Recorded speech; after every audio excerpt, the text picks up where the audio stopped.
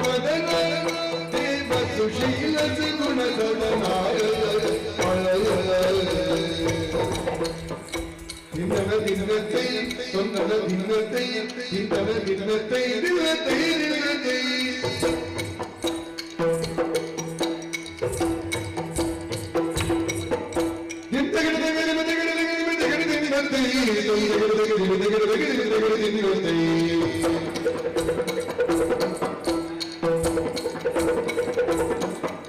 ಹಿಂದನ ಭಿನ್ನತೆ ತೊಂದನ ಭಿನ್ನತೆ ತೈ ದಿನದೆ ತೈ ದಿನದೆ ತೈ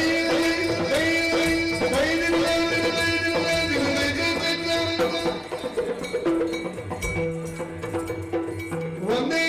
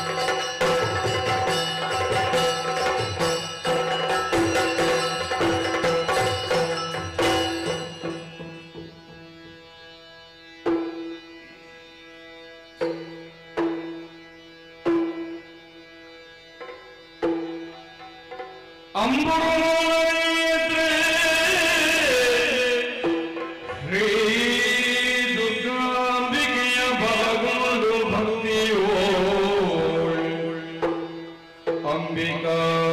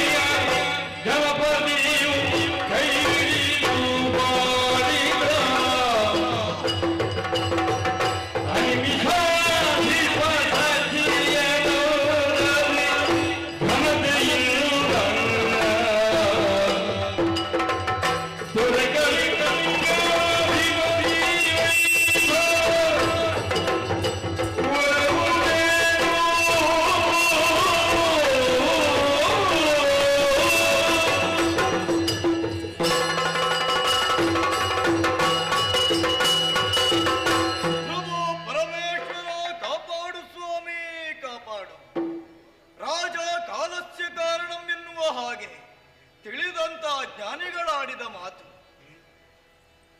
ರಾತ್ರಿ ಹಗಲುಗಳನ್ನು ಅರಸ ಮಾಡುತ್ತಾನೆ ಎನ್ನುವ ಕಾರಣದಿಂದ ಅರಸನಾದವನು ಕಾಲಕ್ಕೆ ಕಾರಣನಾಗುವುದಲ್ಲ. ಒಬ್ಬ ಸತ್ಯಾತ್ಮನಾಗಿ ಪ್ರಜಾರಂಜಕನಾಗಿ ಪರಮಧಾರ್ಮಿಕನಾಗಿ ಇರುವ ಅರಸನಿಂದ ಕಾಲ ಕಾಲಕ್ಕೆ ಮಳೆಯಾಗಿ ಬೆಳೆ ಬೆಳೆಯುವುದರಿಂದಲೇ ಅರಸ ಕಾಲಕ್ಕೆ ಕಾರಣನಾಗುತ್ತಾನೆ. ಒಂದರ್ಥ ಅದು. ಮತ್ತೊಂದರ್ಥದಿಂದ ನಾವು ನೋಡಿದೆವುಂತಾದರೆ ರಾಜದಂಡವನ್ನು ಕೈಯಲ್ಲಿಡಿದಿರುವಂತಹ ಅರಸನ ಯೋಗ್ಯತೆಯಿಂದ ಕಾಲವನ್ನಾದರೂ ನಿಯಂತ್ರಿಸಬಲ್ಲಂತ ಶಕ್ತಿ ಸಾಮರ್ಥ್ಯ ಅರಸನಾದವನಿಗೆ ಇಳಿದು ಬರ್ತದಂತೆ. ಅದು ದೈವಾನುಗ್ರಹ ಅಂತ ಆಡುವುದು. ಆ ಕಾರಣದಿಂದಲೇ ಅರಸನಾದವನು ಕಾಲಕ್ಕೆ ಕಾರಣನಾಗುತ್ತಾನೆ ಅಥವಾ ಕಾಲವನ್ನು ನಿಯಂತ್ರಿಸುತ್ತಾನೆ ಎನ್ನುವುದಾಗಿ.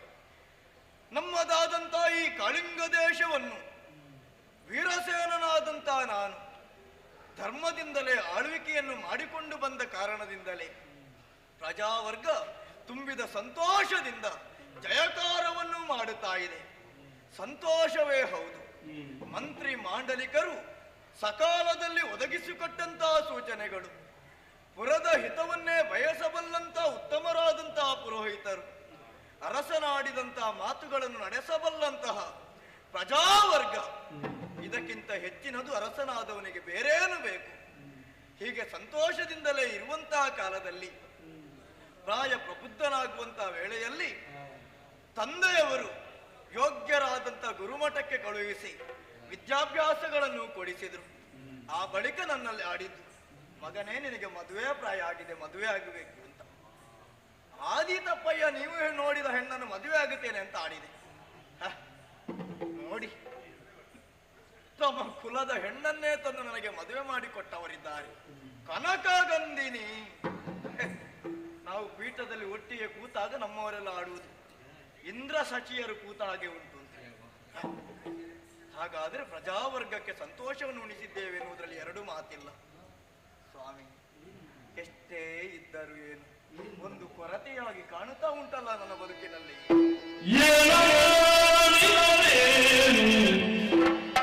ಸುತಹೀನನಾದೆ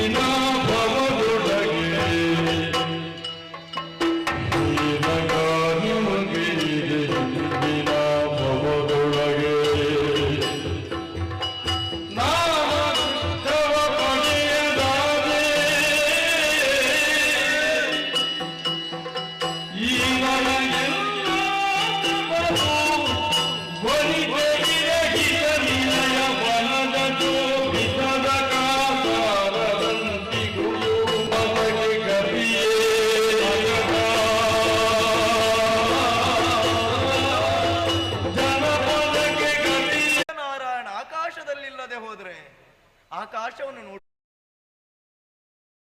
ನೋಡುವಂತ ಸುಯೋಗವೊಂದು ಕೂಡಿ ಬರ್ತದೆ ಅಂತ ಆಡಿದ. ಸರಿ, ಯಾವಾಗ ಪ್ರಶಸ್ತವಾದಂತಹ ದಿನ ಅಂತ ಕೇಳಿದಾಗ ಅವರು ಆಡಿದಂತಹ ಮಾತು,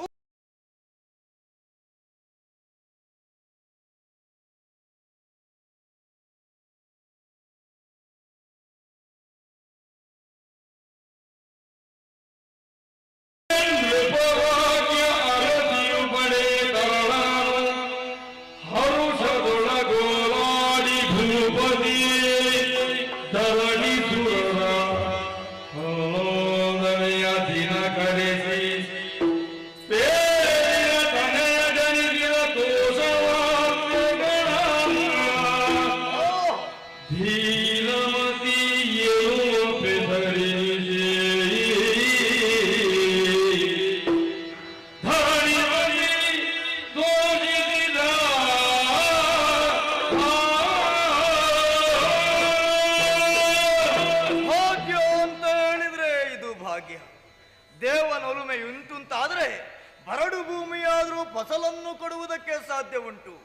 ಎನ್ನುವುದಕ್ಕೆ ನನ್ನ ಜೀವನವೇ ನಿದರ್ಶನವಾಗಿ ಹೋಯಿತು.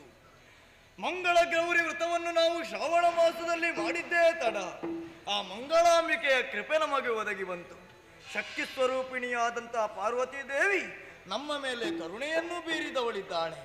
ಮಹಾದೇವನ ಅನುಗ್ರಹ, ಮಹಾಲಿಂಗೇಶ್ವರನ ಕರುಣೆ ನಮ್ಮ ಪಾಲಿಗೆ. ಹೇಗಾಯಿತು ನೋಡಿ.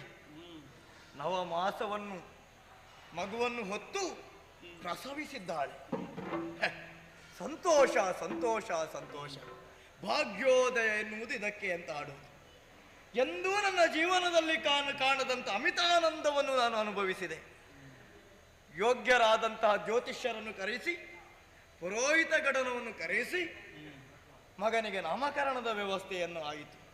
ಆವಾಗ ಅವರು ಆಡಿದ್ದು, ಮಗು ಧೀರನಿದ್ದಾನೆ, ಉತ್ತಮನಾದಂಥ ಮತಿಯನ್ನು ಉಳ್ಳವನಿದ್ದಾನೆ, ಆ ಕಾರಣದಿಂದ ಧೀರಮತಿ ಎನ್ನುವ ಹಾಗೆ, ಧೀರಮತಿ ಎನ್ನುವ ಹಾಗೆ ನನ್ನ ಮಗನಿಗೆ ಹೆಸರನ್ನು ನಾನು ಇಟ್ಟವನಿದ್ದೇನೆ.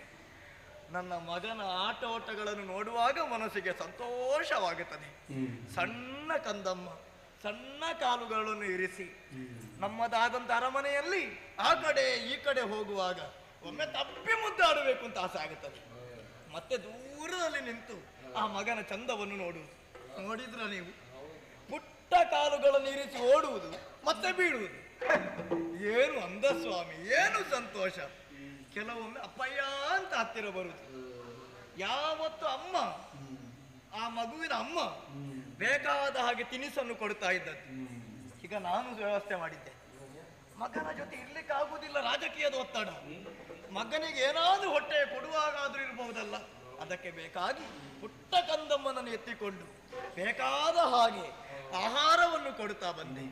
ಈ ಆನಂದ ನನ್ನ ಬದುಕಿನಲ್ಲಿ ಶಾಶ್ವತವಾಗಿರಲಿ ಎನ್ನುವ ಹಾಗೆ ಭಗವಂತನಲ್ಲಿ ಪ್ರಾರ್ಥಿಸ್ತೇನೆ. ನೋಡೋಣ ನೋಡೋಣ.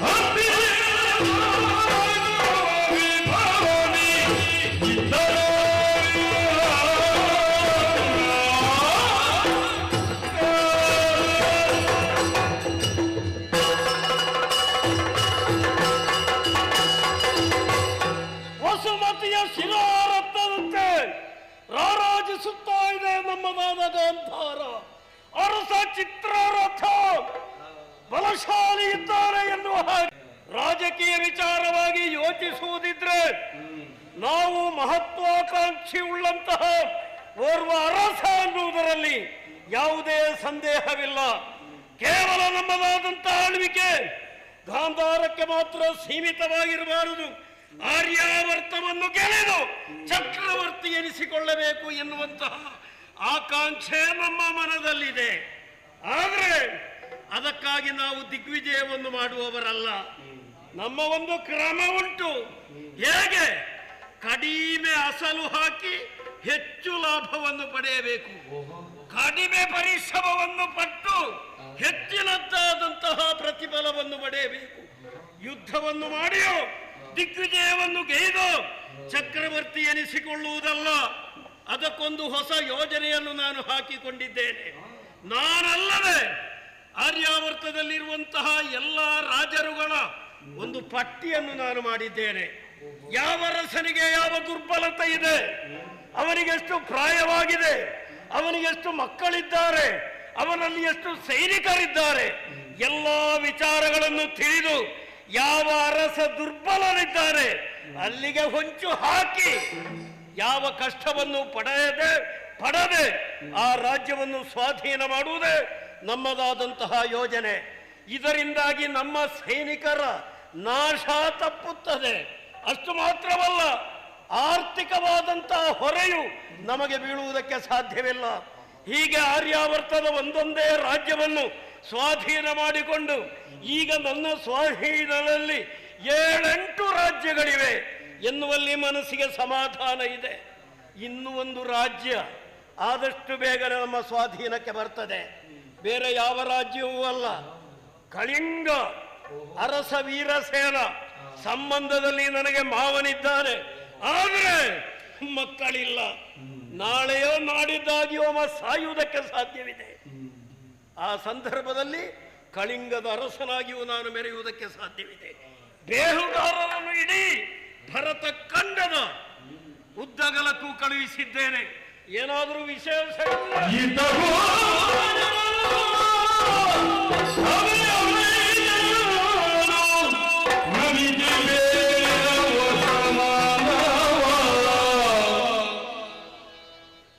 ರಾಜಾಧೀಶ ರಾಜನಕ್ಷತ್ರ ಚಂದ್ರೋದಯ ಹರಿತಿವಿರ ಮಾರ್ತಾಂಡ ಒಳ್ಳೆಯ ಸಿಂಹ ಸ್ವರೂಪ ಬಹುಪರಾಕು ಬಹುಪರಾಕು ಬಹುಪರಾಕು. ರಾಜಾಧೀಶ ರಾಜನಕ್ಷತ್ರ ಚಂದ್ರೋದಯ ಹರಿತಿವಿರ ಮಾರ್ತಾಂಡ ಆ ಒಳ್ಳೆಯ ಬಹುಪರಾಕು ಬಹುಪರಾಕು ಬಹುಪರಾಕು. ನನಗೆ ಆಗದೆ ಇರುವುದು ಇದು. ಅನಗತ್ಯ ನಾವು ಮಾತನಾಡಬಾರ್ದ. ಎಷ್ಟು ಬೇಕು ಅಷ್ಟು ಮಾತ್ರ ಮಾತನಾಡಬೇಕು. ಮಾತು ಮಾತಲ್ಲ, ವ್ಯಯ ಹೌದು. ಸಂಬಳ ಕೊಡದ 3 ತಿಂಗಳಾಯ್ತು. ಕೊಡ್ತೇನೆ ಯಾವಾಗ ಕೊಡುವುದು?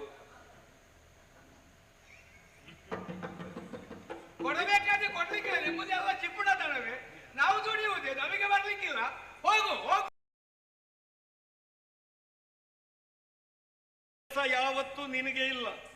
ಅವತ್ತು ನಿನಗೆ ಬೇಕಾದಷ್ಟು ಸಂಬಳ, ನಿನಗೆ ಕೊಡಬೇಕಾದ್ದೆಲ್ಲ ಲೆಕ್ಕಾಚಾರ ಮಾಡಿ ನಾನು ಕಳುಹಿಸ್ತೇನೆ. ಈಗಿನ ನಿಮ್ಮನ್ನೆಲ್ಲ ನಂಬಿ ಪ್ರಯೋಜನ ಇಲ್ಲ. ಹಣ ತಕೊಂಡು ಹೋದ್ರೆ ಅದು ಮುಗಿಸದೆ ಬರ್ಲಿಕ್ಕೆ ಆಗುದಿಲ್ಲ ನಿಮಗೆ.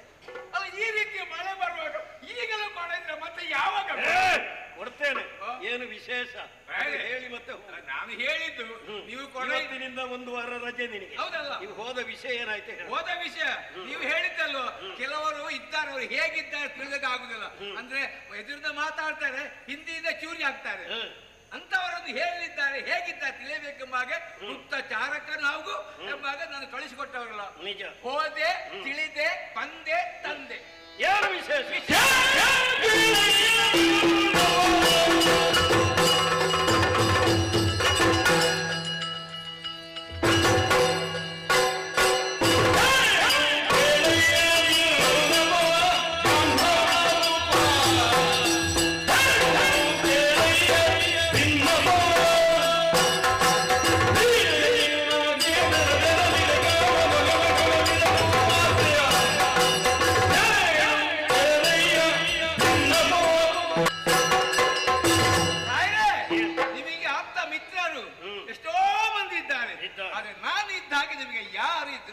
ಬಹಳಷ್ಟು ಆತ್ಮೀಯ. ಹೌದೌದು. ಮಿತ್ರ ಅಲ್ಲ, ಆತ್ಮೀಯ. ಹೌದೌದು. ಕೆಲಸದಾಳು, ಗುಪ್ತ ಚಾರಕನು ಕೂಡ ಹೌದು. ನೀವೇ ನನ್ನಲ್ಲಿ ಹೇಳಿದ್ದೀರಿ, ಪ್ರಪಂಚ ತಿರುಗಾಟ ಮಾಡಬೇಕು. ಬಲಿಷ್ಠರು ಎಲ್ಲಿದ್ದಾರೋ ಅಲ್ಲಿಗೆ ತಲೆ ಹಾಕಿ ಮಲಗಬೇಡ. ದುರ್ಬಲ ಎಲ್ಲಿದ್ದಾರೋ ಅಲ್ಲಿಗೆ ಹೋಗಬೇಕು. ಅವರ ದುರ್ಬಲತೆಯನ್ನು ತಿಳಿದು ಬರಬೇಕು, ಸಂಗ್ರಹ ಮಾಡಬೇಕು, ಇಲ್ಲಿ ಬಂದು ಹೇಳಬೇಕು. ನಿಜ.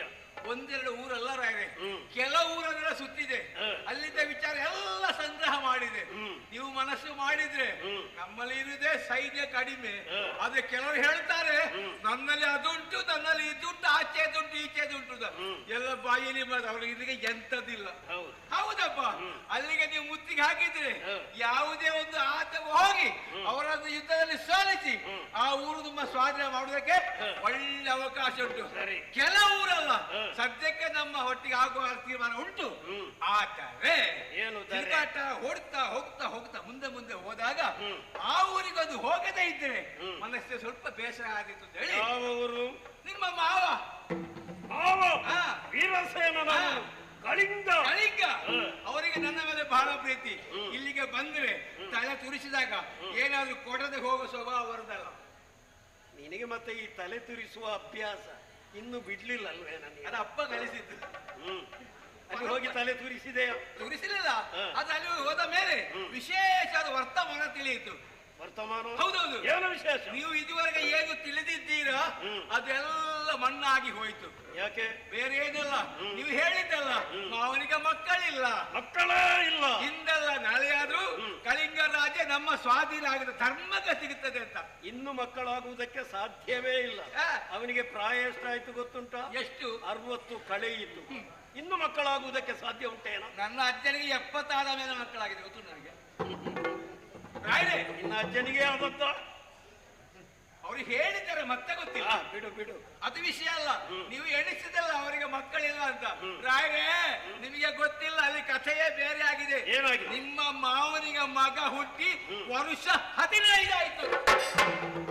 ಸತ್ಯವೇ? ದೇವರಾಣಿ ಹೌದು. ಸುಮ್ಮನೆ ಹೇಳಬೇಡ. ಮಗ ಹುಟ್ಟಿದ್ದಾನೆ, ಪ್ರಾಯ 10-12 ಕಳೆಯಿತು. ಏನು ಹೆಸರು ಇಟ್ಟಿದ್ದಾರ? ಏನು? ತೀರಮತಿ. ತೀರಮತಿ ತೀರಮತಿ ಎನ್ನುವ ಹಾಗೆ ನಾಮಕರಣವನ್ನು ಮಾಡಿದ್ದಾರೆ. ಹೌದೌದು. ಹಾಗಿದ್ರೆ ಇದುವರೆಗೆ ನನಗೆ ನನ್ನ ಮಾವ ಮೋಸ ಮಾಡಿದ್ದಾರೆ. ಸಂತೋಷ ಆಯ್ತು. ಸಂತಸದ ಸುದ್ದಿಯನ್ನು ನೀನು ತಂದೆಯಲ್ಲ. ಎಂತದ ಅವಸ್ಥೆ ನಾನು ಹೇಳಿ ನಿಮಗೆ ಇದು ಕೇಳಿದಾಗ ರೋಷಾವೇಶವಾಗುತ್ತಿತ್ತೆ ಎಂಬಾಗೆ. ಇದು ಅದು ಸಿಕ್ಕುದಿಲ್ಲ, ಮತ್ತೆಂತ ಮಾಡುದು? ಹಾಗಲ್ಲ, ಮತ್ತೆ ಹಾಗಲ್ಲ. ನೀನು ಈ ವಿಚಾರವನ್ನು ತಂದ ಕಾರಣದಿಂದ ನಿನ್ನ ಮೇಲೆ ನನಗೆ ಸಂತೋಷ ಆಯ್ತು. ಹಾಗೆ ಮತ್ತೆ ಮಾವನ ಬಗ್ಗೆ ನಾನು ನೋಡಿಕೊಳ್ತೇನೆ. ಕ್ರೋಧ ಬಾರದೆ ಇರಬಹುದೇನೋ? ಮತ್ತೆಂತ? ನೀನು ಆಲೋಚನೆ ಮಾಡು. ಸಂಬಂಧದಲ್ಲಿ ಮಾವ ಮಗ ಹುಟ್ಟಿದ್ದಾನೆ ಅಂತ ಆದ್ರೆ ನನಗೊಂದು ವಿಷಯ ತಿಳಿಸಬೇಡ. ಅಗತ್ಯ. ನಾಮಕರಣಕ್ಕಾದ್ರೂ ನನ್ನನ್ನು ಕರೆಯಬೇಡುವ. ಸುದ್ದಿ ಇಲ್ಲ. ಹಾಗಿದ್ರೆ ಕರೆಯಲಿಲ್ಲ, ಆ ವಿಚಾರವನ್ನು ತಿಳಿಸಲಿಲ್ಲ ಎಂದಾದ್ರೆ ಅವನ ಮನದಲ್ಲಿ ಏನೋ ಒಂದು ಹುಡುಕಿ ಇರಲೇಬೇಕು. ವಿಚಾರ ಅರ್ಥ ಮಾಡಿಕೊಂಡಿದ್ದೆ ನಾನು. ಮಕ್ಕಳಿಲ್ಲ ಬಗ್ಗೆ ಚಿಂತೆ ಮಾಡ್ತಾ ಇರುವಂತ ವೇಳೆಯಲ್ಲಿ ಇವರು ಬಂದ್ರಂತೆ, ಟ್ವೀಟ್ ಮಾಡ್ತಾ ರಾದರು ನಾರದ ಅವರು ಬಂದು ಹೇಳಿದಂತೆ ಮಂಗಳ ಗೌರಿ ವ್ರತ ಮಾಡಿದ್ರೆ ಮಕ್ಕಳಾಗುತ್ತದೆ ಎಂಬಾಗೆ. ಅದೇ ಮಂಗಳ ಗೌರಿ ವ್ರತ ಮಾಡಿದ ಕಾರಣ ಅದರ ಪ್ರಭಾವದಿಂದ ನಿಮ್ಮ ಮಾವನಿಗೆ ಗಂಡು ಮಗ ಆದದ್ದು. ಹಾಗೆ ವಿಷಯ, ಸಂತೋಷದ ವಿಷಯವನ್ನು ತಂದೆ. ಯಾಕೆ? ಈ ವರ್ತಮಾನ ಸಿಕ್ಕಿತಲ್ಲ, ಆ ವಿಚಾರವಾಗಿ ಸಂತೋಷ. ನಿನಗೆ ಎಷ್ಟು ತಿಂಗಳ ಸಂಬಳ? 2 ತಿಂಗಳದ್ದು ಬಾಕಿ ಉಂಟಾ? ಹೌದೌದು. ಒಂದು 10 ದಿವಸದ ಸಂಬಳ ತೆಕ್ಕು. 2 ತಿಂಗಳು ರಜೆ ಮಾಡ್ತೇನೆ. ಎಲ್ಲ ಕೊಟ್ರೆ ನೀನು ಬರುವುದಿಲ್ಲ ಅಂತ ನನಗೆ ಗೊತ್ತುಂಟು. ತಂದೆನಾದ ಒಡೆಯ ಬಿಡಬಹುದೇ? ಬಿಡಬಹುದು.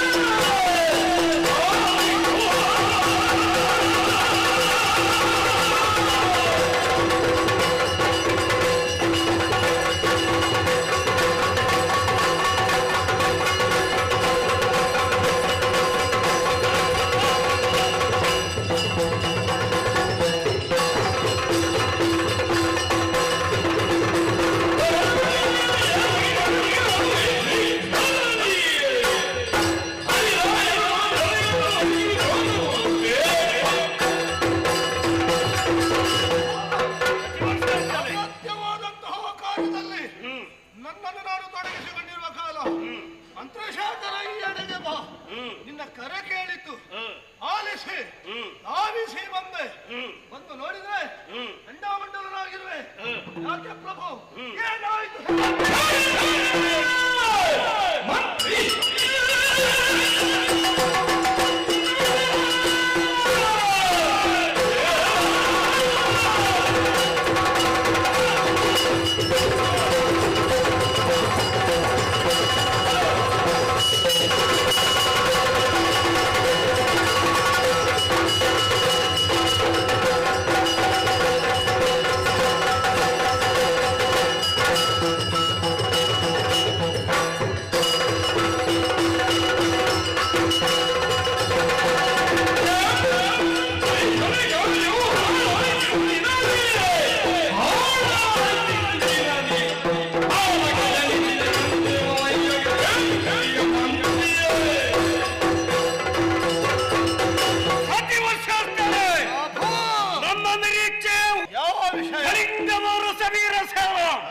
ಸಂಬಂಧದಲ್ಲಿ ನನ್ನ ಮಾವ ಮಕ್ಕಳಿಲ್ಲದೆ ಕೊರಗುತ್ತಾ ಇದ್ದ. ಇನ್ನೇನು ಆತ ಮಡಿದ ಕ್ಷಣ ಕಳಿಂಗ ನಮ್ಮದಾಗಬಹುದು ಎನ್ನುವ ಹಾಗೆ ನಾನೆನಿಸಿದ್ದೆ. ಒಂದು ವರ್ತಮಾನ ಬಂತು. ಮಗನೊಬ್ಬ ಹುಟ್ಟಿಕೊಂಡಿದ್ದಾನೆ. 12 ವರ್ಷ ಪ್ರಾಯ ತುಂಬಿದೆ. ನೀನೇ ಆಲೋಚನೆ ಮಾಡು. ಸಂಬಂಧದಲ್ಲಿ ಮಾವ ಮಗ ಹುಟ್ಟಿದ್ರೆ ನನಗೆ ತಿಳಿಸಬೇಡ್ವೆ? ಹಾಗಿದ್ರೆ ನನಗಾತ ಮೋಸವನ್ನು ಮಾಡಿದ. ಬಿಡಬಾರದು, ದಾಳಿ ಮಾಡಬೇಕು, ಕಳಿಂಗವನ್ನು ಸ್ವಾಧೀನ ಮಾಡಿಕೊಳ್ಬೇಕು. ಏನು ಹೇಳ್ತೀನಿ?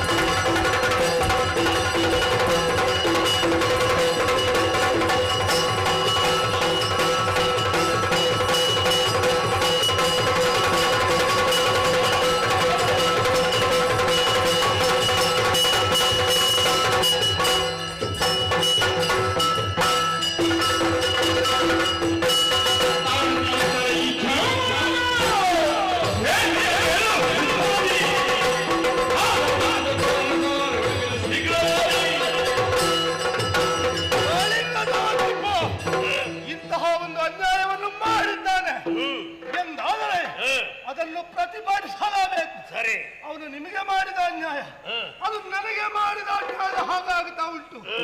ನನ್ನ ಒಡಲಾಳದಲ್ಲಿ ಹಾಗೆ ಎನ್ನುವುದು ಬೆಂಕಿಯೋಪಾದಿಯಲ್ಲಿ ಉರಿಯುತ್ತಾ ಇದೆ. ಈ ಕೂಡಲೇ ಹೋಗುತ್ತೇನೆ. ಅವನ ರುಂಡ ನೀನು ಮಾತ್ರ ಹೋಗುವುದಲ್ಲ, ಅವನ ಮುಸುಡನ್ನು ಒಮ್ಮೆ ನನಗೂ ನೋಡಬೇಕು.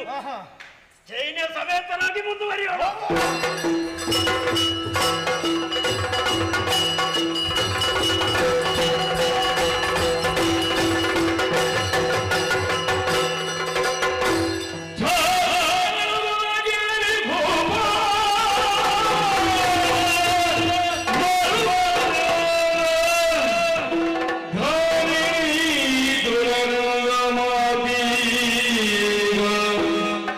Dita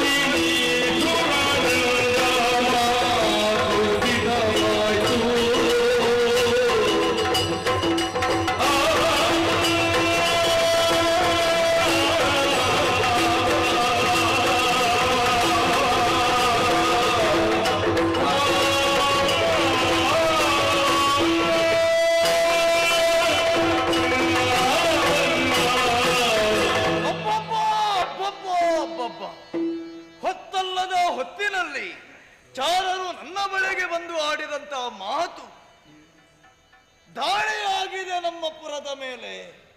ಯಾರ ದಾಳಿ? ಗಾಂಧರ್ವ ದೇಶದ ಒಡೆಯನಾದ ಚಿತ್ರರಥನ ದಾಳಿಯಾಗಿದೆ. ನೋಡಿದ್ರ, ಚಿತ್ರರಥ ಯಾರು? ಸಂಬಂಧದಲ್ಲಿ ನನಗೆ ಅಳಿಯ, ನಾನು ಮಾವನ ಮೇಲೆ ಅಳಿಯನ ದಾಳಿ. ಯುದ್ಧಕ್ಕೆ ಸಾಗುವುದೇ ಎನ್ನುವ ಹಾಗೆ ಯೋಚಿಸುತ್ತಾ ಇರುವಾಗಲೇ ಬಹಳ ಕಾಲದ ಹಿಂದೆ ನನ್ನ ಮನಸ್ಸು ಹೋಗುತ್ತಾ ಉಂಟು. ಯೋಚನೆಗಳು 12 ವರ್ಷದ ಹಿಂದೆ ಹೋಗುತ್ತಾ ಉಂಟು. ಯಾಕೆ? ಹುಟ್ಟಿದಂತಹ ಧೀರಮತಿಯ ಜಾತಕವನ್ನು ವಿಶ್ಲೇಷಿಸುವಂತಹ ಸಂದರ್ಭದಲ್ಲಿ ಜ್ಯೋತಿಷಿಗಳಾಡಿದಂತಹ ಮಾತು, ನಿನ್ನ ಮಗ ಮೂಲ ನಕ್ಷತ್ರದ 3ನೇ ಪಾದದಲ್ಲಿ ಹುಟ್ಟಿದ್ದಾನೆ, ಇದರಿಂದ ಏನಾಗುತ್ತದೆ ಭವಿಷ್ಯದಲ್ಲಿ? 12 ವರ್ಷ ತುಂಬುವಾಗ ನಿನ್ನ ಮಗನಿಗೆ ನಿನಗೆ ವೀರಮರಣವನ್ನು ಅಪ್ಪುವಂತ ಯೋಗ ಇದೆ. ವೀರಮರಣ ಅಂತ ಆದ್ರೆ ಯುದ್ಧದಲ್ಲಿ ಸಾಯುವುದಂತಲ್ವ, ಅಷ್ಟು ಮಾತ್ರ ಅಲ್ಲ, ಮತ್ತೊಂದು ಎಚ್ಚರಿಕೆಯನ್ನು ನೀಡಿದ್ದಾರೆ. ನಿನ್ನ ಮಗನಿಗೆ ರಾಜ್ಯವನ್ನು ತ್ಯಜಿಸುವಂತ ಯೋಗವಿದೆ. ಹಣೆ ಬರಹವನ್ನು ಬದಲಿಸುವುದಕ್ಕೆ ನಾವಲ್ವಲ್ಲ ಜನ. ವಿಧಿಯೊಮ್ಮೆ ಬರೆದ ಅಂತ ಆದ್ರೆ ಮತ್ತೊಮ್ಮೆ ಅಳಿಸುವುದಕ್ಕೆ ಅವನಿಂದಲೂ ಸಾಧ್ಯ ಇಲ್ಲವಂತೆ.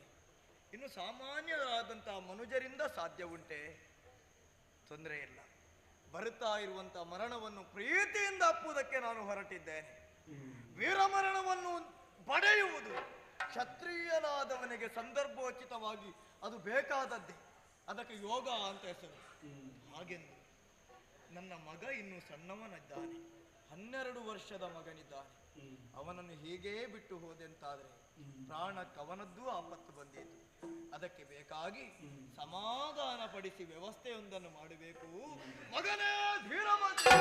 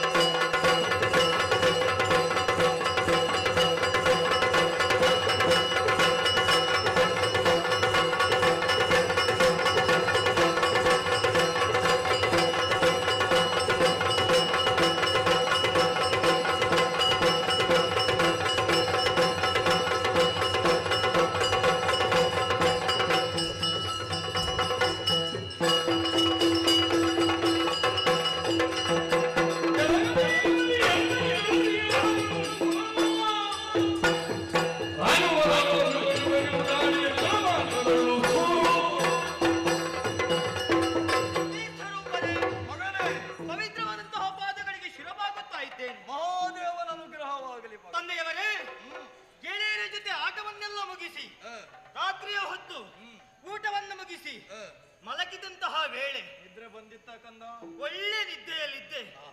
ಕನಸು ಎನ್ನುವ ಹಾಗೆ ಭಾವಿಸಿದೆ. ಕನಸಲ್ಲ, ನನಸು.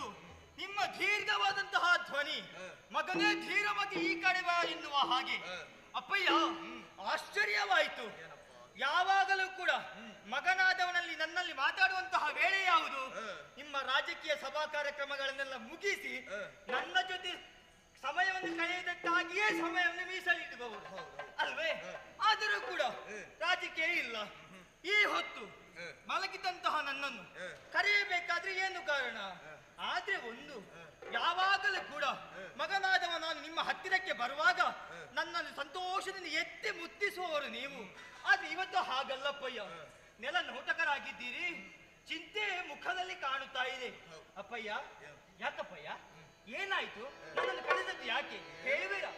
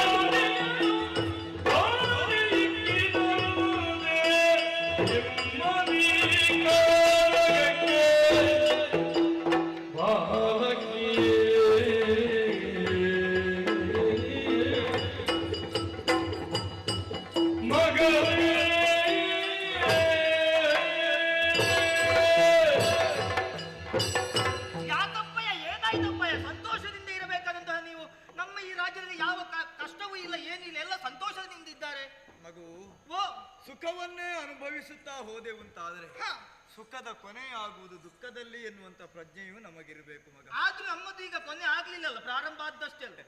ಅದನ್ನೆಲ್ಲ ನಿರ್ಣಯಿಸುವುದಕ್ಕೆ ನಾವಲ್ಲ.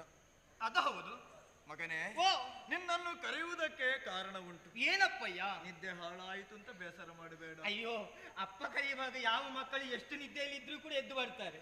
ಒಮ್ಮೊಮ್ಮೆ ಅಮ್ಮನ ಮಾತಾದ್ರೂ ಕೇಳುದಿಲ್ಲ, ಅಪ್ಪನ ಹೆದರಿಕೆ ಇರ್ತದೆ. ಹೌದು, ಆದ್ರೆ ಒಂದು ಏನಪ್ಪಯ್ಯ? ನಿದ್ದೆ ಹೆಚ್ಚು ಮಾಡಬಾರ್ದು ಮಗ. ಇಲ್ಲಪ್ಪಯ್ಯ, ನಾನು ನಿದ್ದೆ ಕಡಿಮೆ ಮಾಡುದು.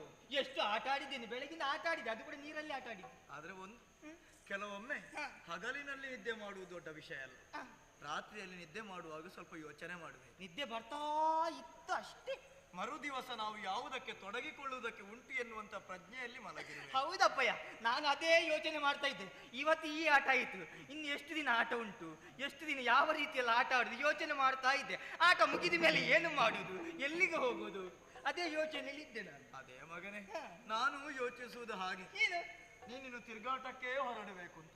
ತಿರುಗಾಟ ಅಂದ್ರೆ ಅರ್ಥ ಆಗ್ಲಿಲ್ಲಪ್ಪ, ನಿಮ್ಮ ಮಾತು ಯಾಕೋ ಒಗ್ಗಟ್ಟಾಗಿ ಕಾಣ್ತಾ ಉಂಟು ಮಗನೇ.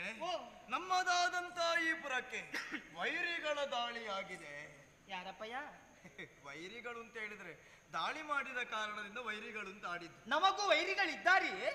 ಕೆಲವೊಮ್ಮೆ ದೂರದವರು ವೈರಿಗಳಾಗುವುದಿಲ್ಲ, ಸಂಬಂಧಿಕರೇ ವೈರಿಗಳಾಗುತ್ತಾರೆ. ಹಾಗಾದ್ರೆ ನಿಮ್ಮ ಮಾತಿನ ಒಳಾರ್ಥ ಅರ್ಥವಾಯಿತು. ನಮ್ಮ ಸಂಬಂಧಿಕರೇ ಈಗ ವೈರಿಗಳಾಗಿ ಬಂದಿದ್ದಾರೆ. ಯಾಕಪ್ಪಯ್ಯ? ಕೆಲವೊಮ್ಮೆ ದೇಶಕ್ಕೆ ಆಪತ್ತು ಬರುವುದು ಹೊರಗಿನವರಿಂದ ಅಲ್ಲ ಮಗನೇ, ಒಳಗಿನವರಿಂದಲೇ ಆಪತ್ತು ಬರುವುದು. ಅಂತಹ ಆಪತ್ತು ಯಾಕೆ?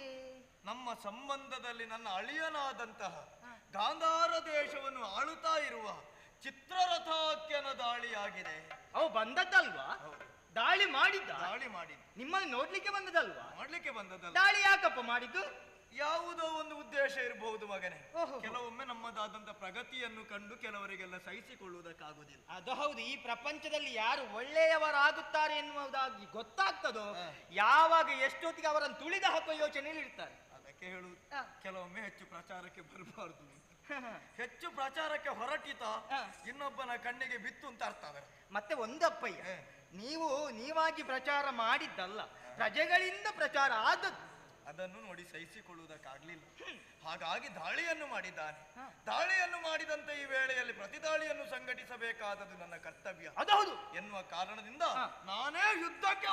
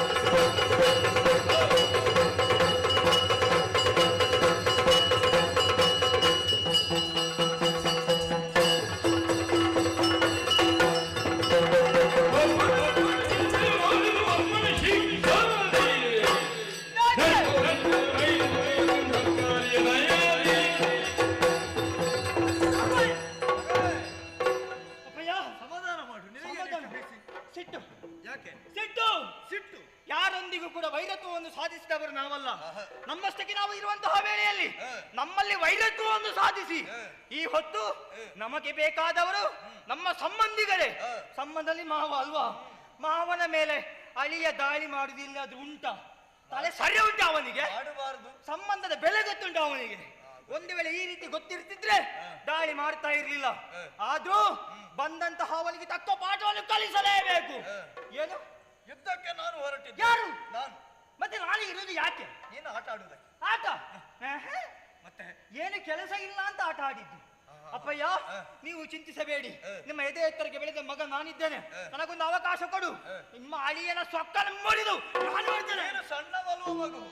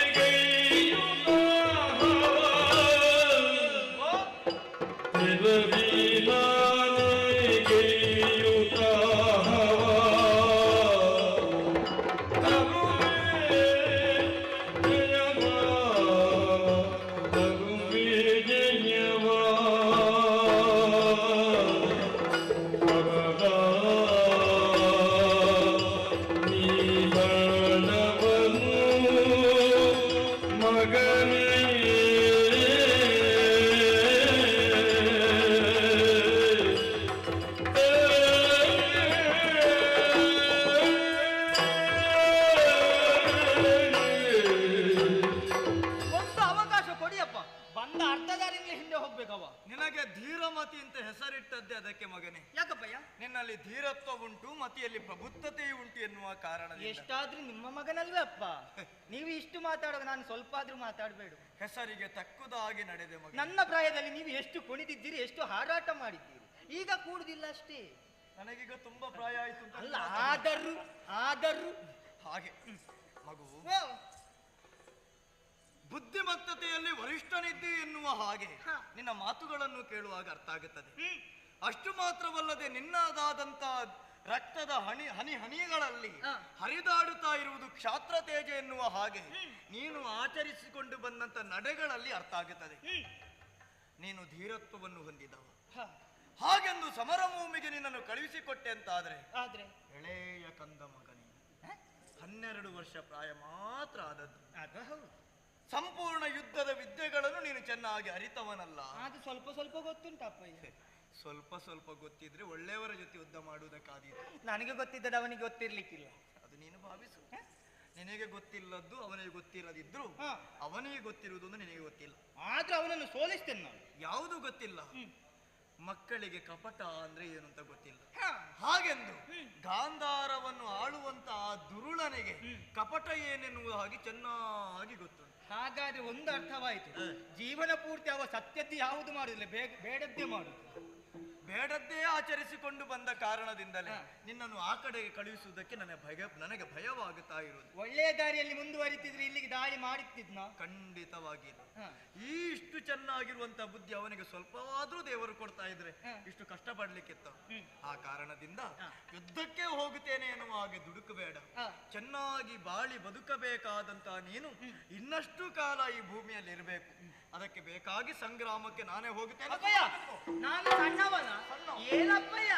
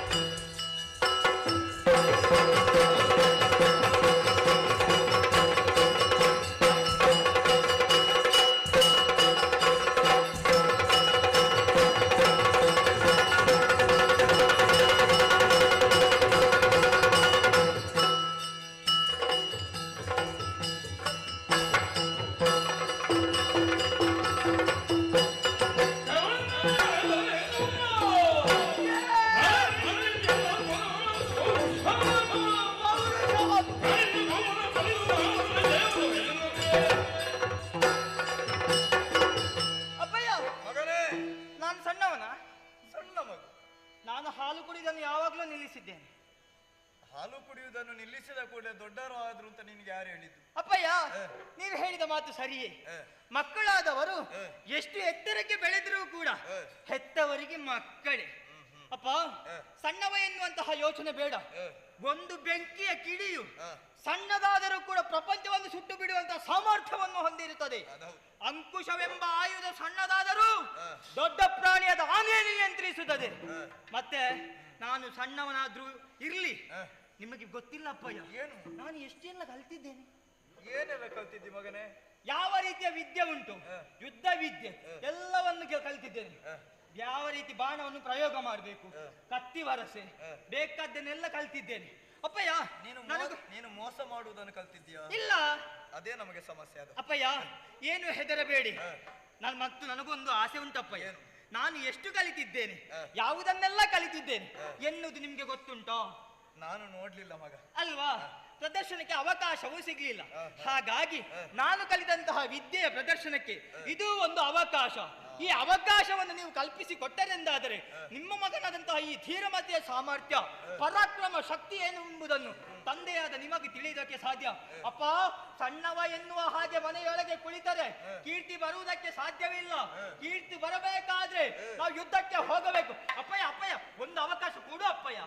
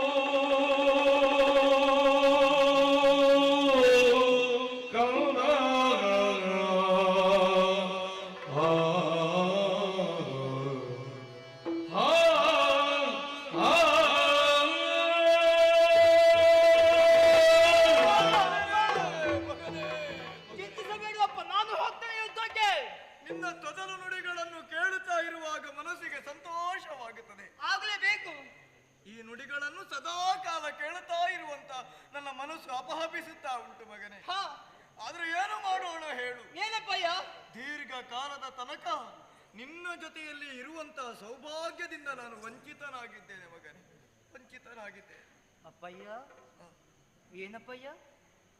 ನಿನ್ನ ಜೊತೆಯಲ್ಲಿ ಇರುವಂತಹ ಸೌಭಾಗ್ಯವನ್ನು ದೇವರು ನನಗೆ ಕರುಣಿಸಲಿಲ್ಲ ಅಂತ ನಾನು ಆಡಿದ್ದು. ಅಪ್ಪ, ಯಾಕಪ್ಪ ತಪ್ಪಿ ಮಾತಾಡ್ತಿದ್ದೀರಾ? ದಿಟವೇ ಇದು? ಸತ್ಯವೇ ಅಪ್ಪ?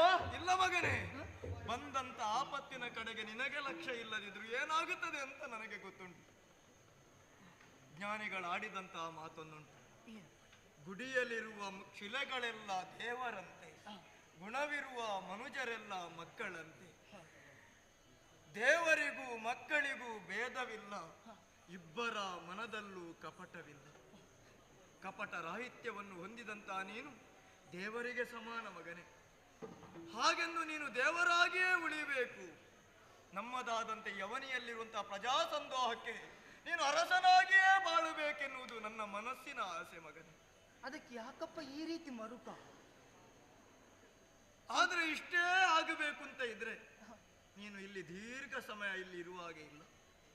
ನೀನು ಇಲ್ಲಿ ಉಳಿದೆ ಅಂತಾದ್ರೆ ನಿನ್ನ ಅಳಿವನ್ನು ನಾನೇ ತೋರಿಸಿಕೊಟ್ಟಾಗುತ್ತದೆ. ಅಪ್ಪ, ಯಾಕಪ್ಪ ಇಂತಹ ಮಾತುಗಳನ್ನಾಡುತ್ತೀರಿ? ನಿಮ್ಮ ಬಳಿಯಲ್ಲಿ ನಾನು ಇರದೆ ಮತ್ತೆ ನಾನು ಎಲ್ಲಿಗಪ್ಪ ಹೋಗಲಿ? ರಣರಂಗಕ್ಕಾಗಿ ನಾನು ತೆರಳುತ್ತಾ ಇರುವವನು. ಸಾಗರದಲ್ಲಿ ಈಜಿತೇನೆ ಎನ್ನುವ ಹಾಗೆ ಹೊರಟಂತ ಒಬ್ಬ ವ್ಯಕ್ತಿ ಮತ್ತೊಮ್ಮೆ ಹಿಂತಿರುಗಿ ಮನೆಗೆ ಬರ್ತಾನೆ ಎನ್ನುವ ಹಾಗೆ ಹೇಳುವುದಕ್ಕಾಗುವುದಿಲ್ಲ ಮಗನೇ. ಯುದ್ಧಕ್ಕೆ ಹೋಗುವಂತಹ ವೀರ ಯೋಧ ಮತ್ತೊಮ್ಮೆ ಬರುತ್ತಾನೆ ಎನ್ನುವಂತಹ ವಿಶ್ವಾಸ ಅವನಿಗೆ ಇರುವುದಿಲ್ಲ. ಬಂದ್ರೆ ಅದು ಮತ್ತೊಂದು ಜನ್ಮ ಅವನಿಗೆ. ಕಂದ, ದುರುಳರಾದಂತಹ ಗಾಂಧಾರ ದೇಶದವರೊಂದಿಗೆ ಯುದ್ಧವನ್ನು ಮಾಡುವಾಗ ನ್ಯಾಯಯುತವಾಗಿಯೇ ನಾವು ಸಮರವನ್ನು ಕೊಟ್ಟೆವು ಅಂತಾದ್ರೆ ಜಯ ಸಿಗಬಹುದು. ಆದ್ರೆ ಆ ಮಣ್ಣಿನ ಗುಣವೋ ಏನು, ನ್ಯಾಯಪರವಾದಂಥ ಉದ್ದೇಶವೋ ಧರ್ಮಪರವಾದಂಥ ಚಿಂತನೆಗಳು ಸತ್ಯವೋ ಯಾವುದೂ ಆ ಮಣ್ಣಿನ ನೆಲದಲ್ಲಿ ಇಲ್ಲ ಅಂತ ಕಾಣುತ್ತದೆ. ಹಾಗಾಗಿ ಅಲ್ಲಿ ಹುಟ್ಟಿದವರೆಲ್ಲ ಅನ್ಯಾಯವನ್ನೇ ಮಾಡುವುದಕ್ಕಾಗಿ ಅಪಹಪಿಸುತ್ತಾ ಇರುತ್ತಾರೆ ಮಗನೇ. ಇಲ್ಲದೆ ಹೋದ್ರೆ ಅಳಿಯನಾದವನು ಮಾವನ ಕೂಡ ಸಮರಕ್ಕೆ ಬರುವುದಕ್ಕೆ ಉಂಟೆ? ಬರುವುದೇ ಹೌದು ಅಂತಾದ್ರೆ ಮಧ್ಯರಾತ್ರಿಯಲ್ಲಿ ಬರುವುದಕ್ಕೆ ಉಂಟೆ? ಪೂರ್ಣ ಸಿದ್ಧತೆಯಲ್ಲಿ ಬಂದಿದ್ದಾನೆ. ನಾವು ಯಾವ ಸಿದ್ಧತೆಯಲ್ಲಿ ತೊಡಗಿದವರಲ್ಲ. ಸಮರ ಭೂಮಿಗೆ ಹೋದಂತ ನಾನು ಮತ್ತೆ ಎಂದೂ ಹಿಂತಿರುಗಿ ಬರುವುದಕ್ಕೆ ಸಾಧ್ಯವಿಲ್ಲ. ಅಪ್ಪ, ಯಾಕಪ್ಪ ಅಂತಹ ಮಾತುಗಳನ್ನು ಆಡುತ್ತೀರಿ?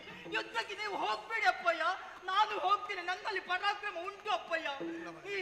ಈ ದೇಶದ ರಾಜ್ಯದ ರಕ್ಷಣೆಯನ್ನು ಮಾಡಿ ನಿನ್ನನ್ನು ನಾನು ಯುದ್ಧರಂಗಕ್ಕೆ ಕಳುಹಿಸಿಕೊಟ್ಟೆ ಅಂತಾದ್ರೆ ಏನಾದೀತು ಗೊತ್ತಾ ಮಗನೇ? ಏನಪ್ಪ? ಹಸಿದಂತ ಹೆಬ್ಬುಲಿಗೆ ಆಹಾರವನ್ನು ಕೊಟ್ಟ ಹಾಗೆ ಆಗುತ್ತದೆ ಮಗ, ಕೊಟ್ಟ ಹಾಗೆ. ಅಪ್ಪಯ್ಯ, ಒಂದು ಉಪಾಯ ಉಂಟಪ್ಪಯ್ಯ. ನೀವು ಒಬ್ಬರೇ ಹೋಗುದು ಬೇಡ, ನಾನು ಒಬ್ಬನೇ ಹೋಗುದಲ್ಲ. ನಾವು ಇರುವರ ಜೊತೆಯಾಗಿ ಹೋಗೋಣ ಅಪ್ಪಯ್ಯ. ಮುಂದೆ ನೀವು ಹೋಗಿ, ಹಿಂದಿನಿಂದ ನಾನು ಬರ್ತೇನೆ. ಮಗನೇ, ಅಪ್ಪ, ಅದು ಯುದ್ಧ ಮಗ. ನಾವು ಯಾವುದೋ ಒಂದು ಸಂಭ್ರಮವನ್ನು ಆಚರಿಸುವುದಕ್ಕೆ ಹೊರಟದ್ದಲ್ಲ. ಉಳಿವು ಅಳಿವಿನ ಪ್ರಶ್ನೆಯನ್ನು ತಿದ್ದುವುದಕ್ಕೆ ಬೇಕಾಗಿ ನಾನು ಹೊರಡುತ್ತಾ ಇರುವವನು. ದುರುಳರಾದಂತ ಅವರು ಸಣ್ಣ ಮಗು ಎನ್ನುವ ಕಾರಣದಿಂದ ನಿನ್ನನ್ನು ಬಿಡ್ತಾರೆ ಎನ್ನುವ ಹಾಗೆ ನಾನು ಭಾವಿಸುವುದಿಲ್ಲ ಮಗನೇ.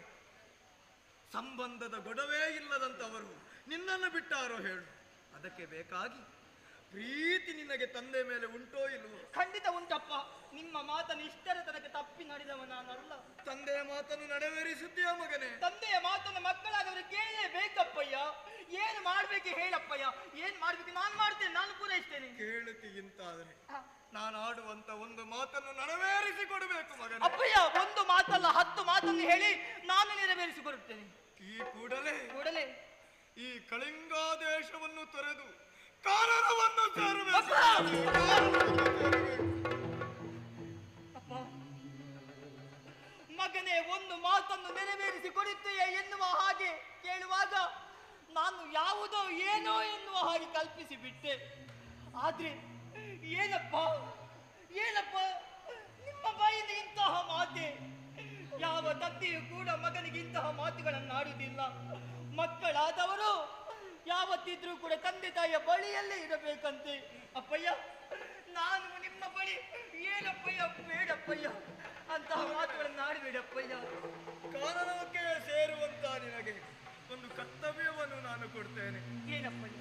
ಈ ಪ್ರಪಂಚದಲ್ಲಿ ಪ್ರತಿಯೊಂದು ಜೀವಿಗಳನ್ನು ಕರುಣೆಯ ಕಣ್ಣಿನಿಂದ ಕಾಣಬಲ್ಲ ಭಗವಂತನಾದಂತ ಪರಮೇಶ್ವರ. ಅವನನ್ನು ಭಕ್ತಿಯಿಂದ ಭಜಿಸು, ತಪಸ್ಸನ್ನಾಚರಿಸು. ನಿನ್ನ ಭಕ್ತಿಗೆ ಒಲಿದು ಬರ್ತಾನೆ ಮಗನೇ.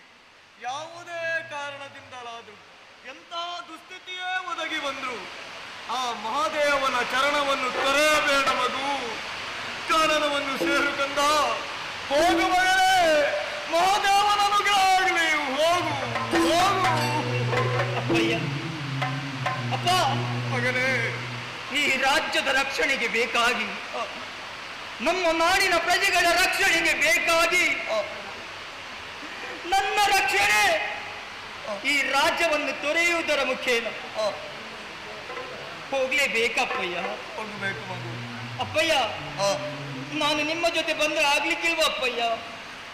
ನಾನು ಅಳಿದೇನು ಮಗನೇ? ನಿನ್ನನ್ನು ಅಳಿಬೇಕು ಅಂತ ಭಾವಿಸುವ ಅಪ್ಪ ಅಲ್ಲ ನಾನು ಮಗನೇ. ನೀನು ಹೋಗಬೇಕು. ಆಯ್ತಪ್ಪಯ್ಯ, ನೀವಾಡಿದ ಮಾತನ್ನು ಕೇಳುತ್ತೇನೆ ಎನ್ನುವ ಹಾಗೆ ಆಗಲೇ ಆಡಿದ್ದೇನೆ. ಈ ಹೊತ್ತು ಈ ಮಾತನ್ನು ತಪ್ಪಿ ನಡೆದೆ ಎಂದಾದರೆ ತಂದೆಯ ಮಾತನ್ನು ತಪ್ಪಿ ನಡೆದ ಮಗ ನಾನಾಗುತ್ತೇನೆ. ಅಂತಹ ಮಗ ಈ ಧೀರಮತಿ ಯಾವತ್ತೂ ಆಗಬಾರದು, ಆಗಕೂಡದು. ಆಯ್ತು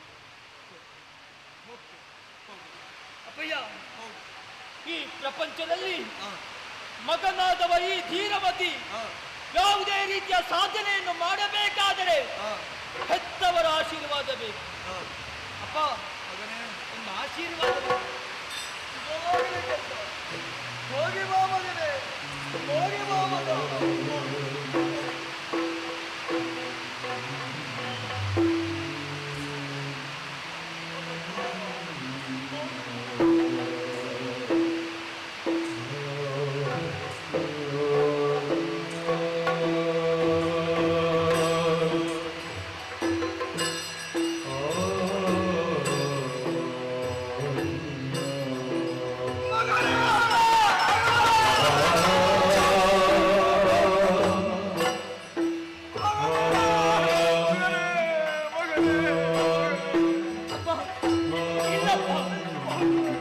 ನಿಮ್ಮ ಮಾತನ್ನು ಪೂರೈಸುವಂತಹ ಮಗ ನಾನಾಗುವುದಿಲ್ಲ. ಅಪ್ಪ, ನಿಮ್ಮ ಮಾತನ್ನು ತಪ್ಪಿದ ರೀತಿಯಲ್ಲಿ ಹಾಗೆ ತಪ್ಪು ತಿಳಿಯಬೇಡಿ. ನಿಮ್ಮನ್ನು ಬಿಟ್ಟು ನಾನು ಕಾಡಲು ಸೇರಲಾರೆ. ನೀವು ಕೂಡ ನಿಮ್ಮ ಜೊತೆ ಬದುಕಿದ್ರು ಸತ್ರು ಕೂಡ ನಿಮ್ಮ ಜೊತೆ. ಅಪ್ಪಯ್ಯ, ಅಪ್ಪಯ್ಯ, ದಮ್ಮಯ್ಯ, ಕ್ಷಮಿಸಿ ಅಪ್ಪಯ್ಯ. ನಿಮ್ಮನ್ನು ಬಿಟ್ಟು ಹೋಗುದಿಲ್ಲ ಅಪ್ಪಯ್ಯ, ಹೋಗುದಿಲ್ಲ ಅಪ್ಪಯ್ಯ. ಉಳಿದೆ ಅಂತಾದ್ರೂ ನೀನಿಲ್ಲ ಅಂತ ಮಾಡ್ತಾರೆ ಮಗನೇ. ಹೋಗು, ಹೋಗು.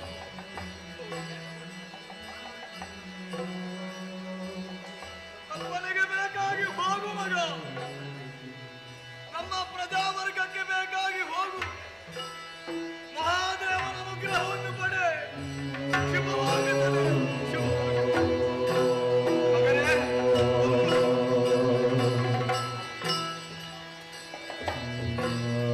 ಇದು ಪಟ್ಟದ ಕತ್ತಿ ಮಗ. ಇದನ್ನು ನಿನ್ನ ಕೈಗೆ ನೀಡುತ್ತಾ ಇದ್ದೇನೆ. ನಿನ್ನ ರಕ್ಷಣೆಯನ್ನು ನೀನೇ ಮಾಡಿಕೊಳ್ಳಬೇಕು ಮಗನೇ. ಶುಭವಾಗಲಿ, ಒಳಿತಾಗಲಿ.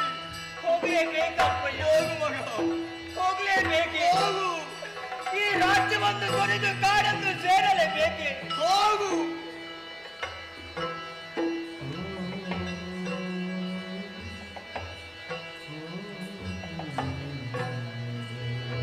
ಹೋಗ್ತೀರಪ್ಪಯ್ಯ. ಹೋಗು ಮಗ, ಹೋಗು.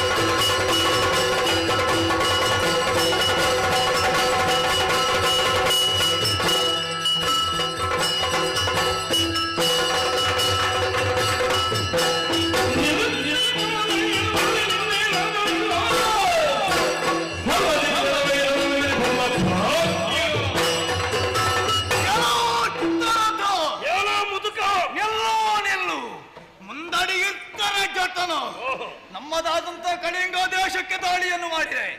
ರಾತ್ರಿಯ ಹೊತ್ತು ರಾಕ್ಷಸರ ಹಾಗೆ ಪ್ರವೃತ್ತಿಯನ್ನು ತೋರಿಸುತ್ತಾ ಇದ್ದಿ. ಆ ಕಾರಣದಿಂದ ಅಲ್ಲಿ ಹೇಳೋದು, ಅಳಿಯ ಎನ್ನುವಂತ ಪ್ರೀತಿ ಮಮಕಾರ ಉಳಿಬೇಕು ಅಂತ ಇದ್ರೆ ಹಿಂದೆ ಹೋಗು, ಇಲ್ಲದೆ ಬಿಡ್ಲಿಕ್ಕಿಲ್ಲ.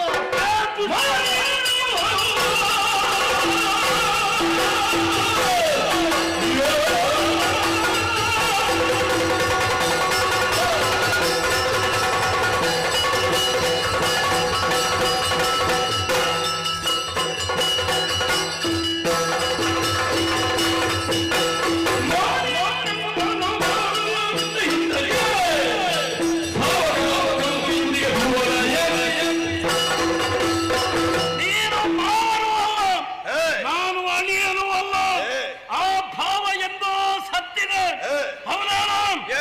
ಮಗನೊಬ್ಬನಿದ್ದಾನೆ ನಿನಗೆ. ಅವನಿಗೆ ಪ್ರಾಯ ಎಷ್ಟಾಯ್ತು? 12. ಯಾಕೆ ನನಗೆ ನಾಮಕರಣಕ್ಕೆ ಆಮಂತ್ರಣ ಗಳಿಸಲಿಲ್ಲ? ಕೊಡ್ತಿದ್ರೆ ಏನು ಮಾಡುತ್ತಾ ಇದ್ದಿ? ಇದುವರೆಗೆ ಯಾಕೆ ಹೇಳಲಿಲ್ಲ? ಯಾಕೆ ಹೇಳಬೇಕು? ಏನು ನಿನ್ನ ಮಗ ಎನ್ನುವಲ್ಲಿ ನಿನಗೇನಾದ್ರೂ ಸಂಶಯ ಉಂಟಾ? ನಿನಗೆ ಯಾಕೆ ಆ ಭಾವ ಮೂಡಿತು?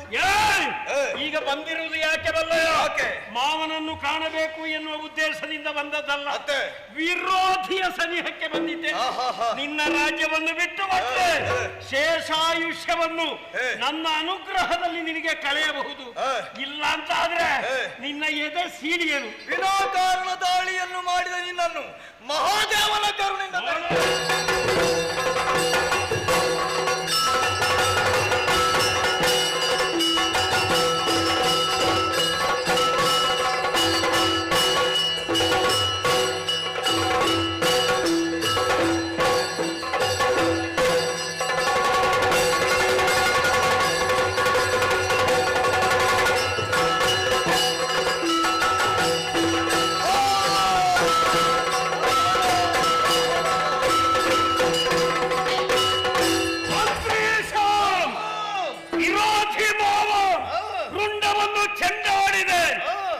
ಸಾಕಾಗುವುದಿಲ್ಲ. ಅವರ ಒಂದು ಪಿಂಡ ಉಂಟಲ್ಲ ಮಗ, ಇಲ್ಲೇ ಎಲ್ಲಾದರೂ ಅರಮನೆ ಒಳಗೆ ಅಡಗಿರಬಹುದು. ಯಾವ ಕಾರಣಕ್ಕೂ ವೈರಿ ಶೇಷವನ್ನು ನಾವು ಉಳಿಸಲೇಬಾರದು. ಆತನನ್ನು ಹಿಡಿದು ಶಿರಚ್ಛೇದನ ಮಾಡಿ ಗುರುತದೊಂದಿಗೆ ನನ್ನ ಸನಿಹಕ್ಕೆ ಬಾ.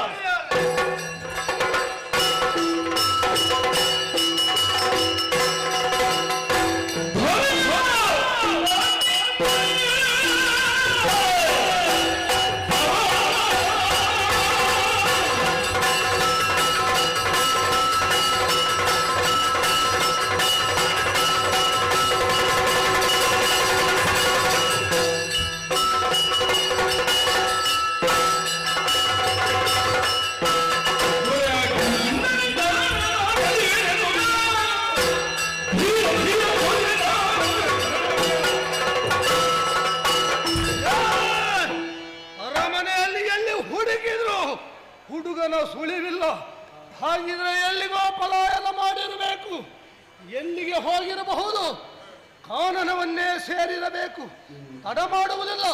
ಈ ಕೂಡಲೇ ಹುಡುಗನ ಶೋಧನೆಯಲ್ಲಿ ತೊಡಗಿಕೊಳ್ತಾರೆ.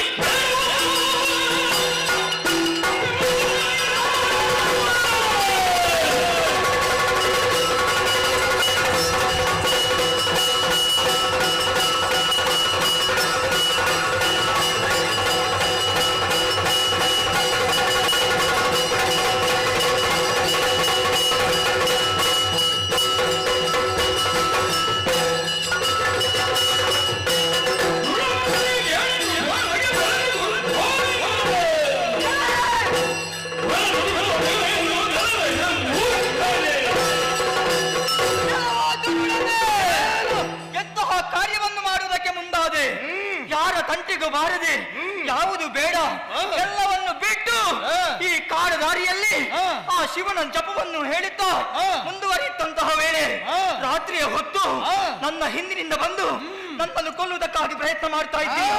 ಯಾರು ನೀನು? ಯಾಕೆ ಬಂದೆ? ಇಂತಹ ಕೆಲಸವನ್ನು ಯಾಕೆ ಮಾಡಿದೆ? ನಾನು ಯಾರು ಎನ್ನುವುದಕ್ಕಿಂತಲೂ ನೀನು ಯಾರು ಹೇಳು? ನಾನು ಧೀರಮತಿ.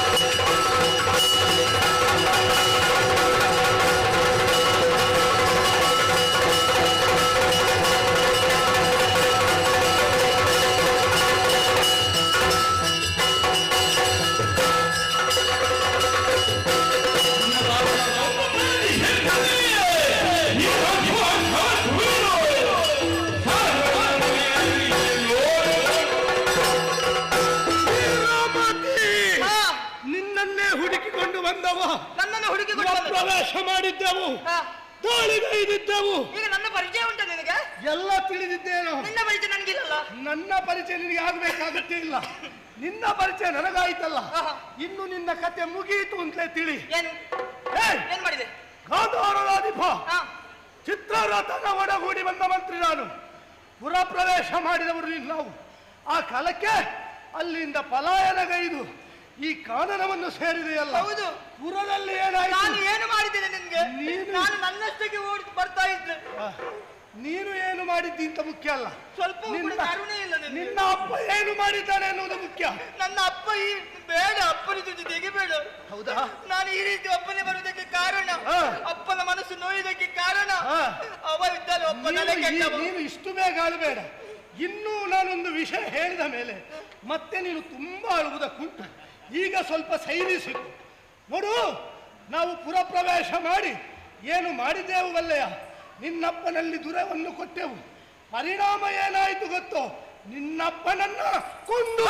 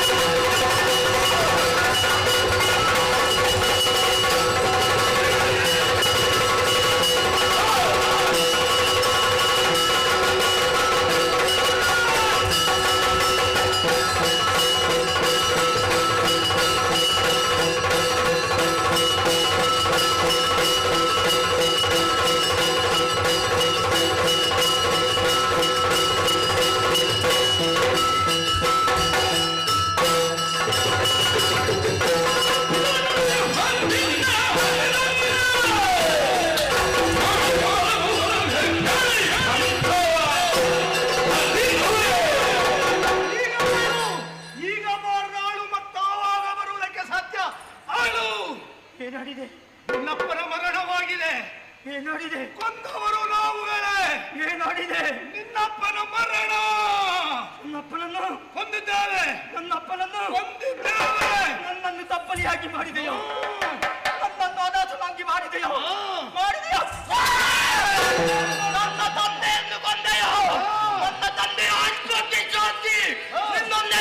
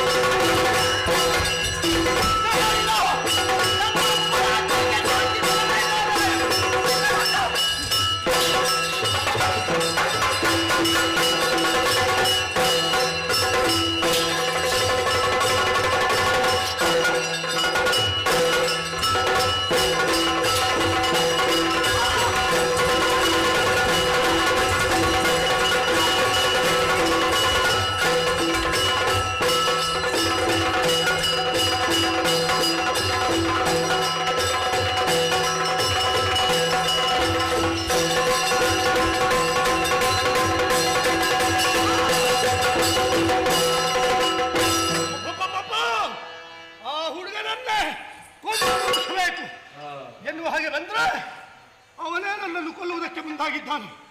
ಅಂತೂ ಎಂತೂ ಅವನಿಂದ ತಪ್ಪಿಸು ದೂರ ಬಂದೆ.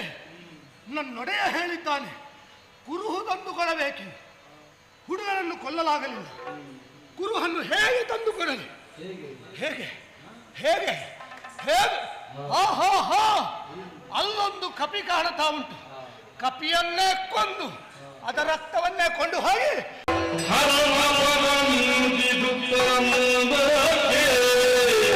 ಶಿವನೇ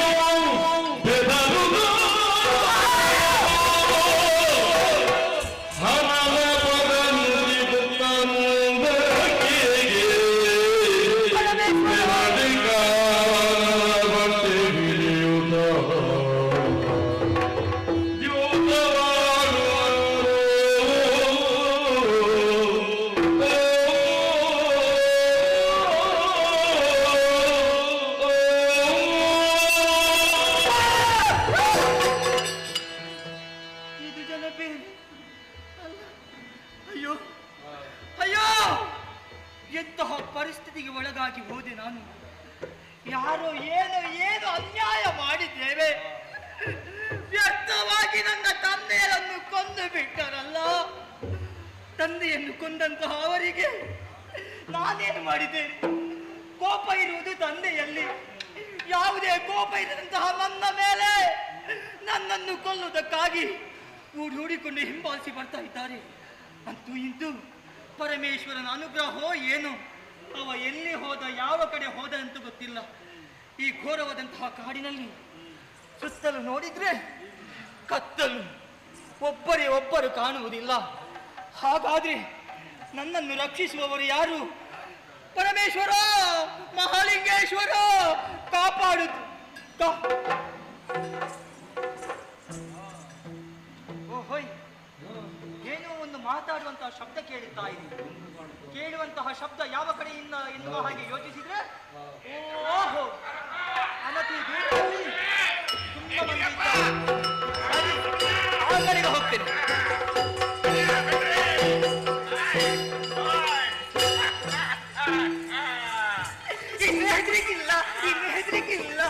ಹೆದರಿಕಿಲ್ಲ. ನನ್ನ ಹಾಗೆ ಇಬ್ಬರಿದ್ದಾರೆ. ಹಾಗಲ್ಲ, ನಾನು ಕಡೆ ಸಣ್ಣದಿರುವ ಹೀಗೆ ಇದ್ದೆ. ಅವರು ನೋಡುವುದಕ್ಕೆ ಮಾತ್ರ ಸಣ್ಣದು, ಪ್ರಾಯ 40 ಕಳೆದಿದೆ. ಇದು ನೀವು ಯಾರು? ಒಬ್ಬೊಬ್ಬರು ಒಂದೊಂದು. ಅಯ್ಯೋ, ನಿನ್ನ ಮೀಸೆಯೋ, ಇವನ ತಲೆ ಕೂದಲು, ಇವ ಕಾಡು ಪಾಪ, ಕಾಡು ಪಾಪ, ಕಾಡು ಪಾಪ, ನಿನ್ನ ಅಪ್ಪ. ಕಾಡು ಮಗು, ಕಾಡು ಪಾಪ ಅಲ್ಲ ಅದು. ಅಪ್ಪನ ಜೊತೆಗೆ ಬೇಡ, ಅಪ್ಪನ ಹೆಸರು ಹೇಳಿದ್ರೆ ನನಗೆ ಅಡುಪು ಇರ್ತದೆ. ಅಡಬೇಡ, ಅದು ಕಾಡು ಪಾಪ ಅಲ್ಲ, ಕಾಳಿಬಾಬು. ಕಾಡು ಪಾಪ ಅಲ್ಲ, ಆಯ್ತಾ? ಇದು ಹೆಸರು ಬೇಡ. ನೀವು ಯಾರು? ನಾವೆಲ್ಲ ಕಾಡಾಡಿಗಳು. ಕಾಡು ಜನರ?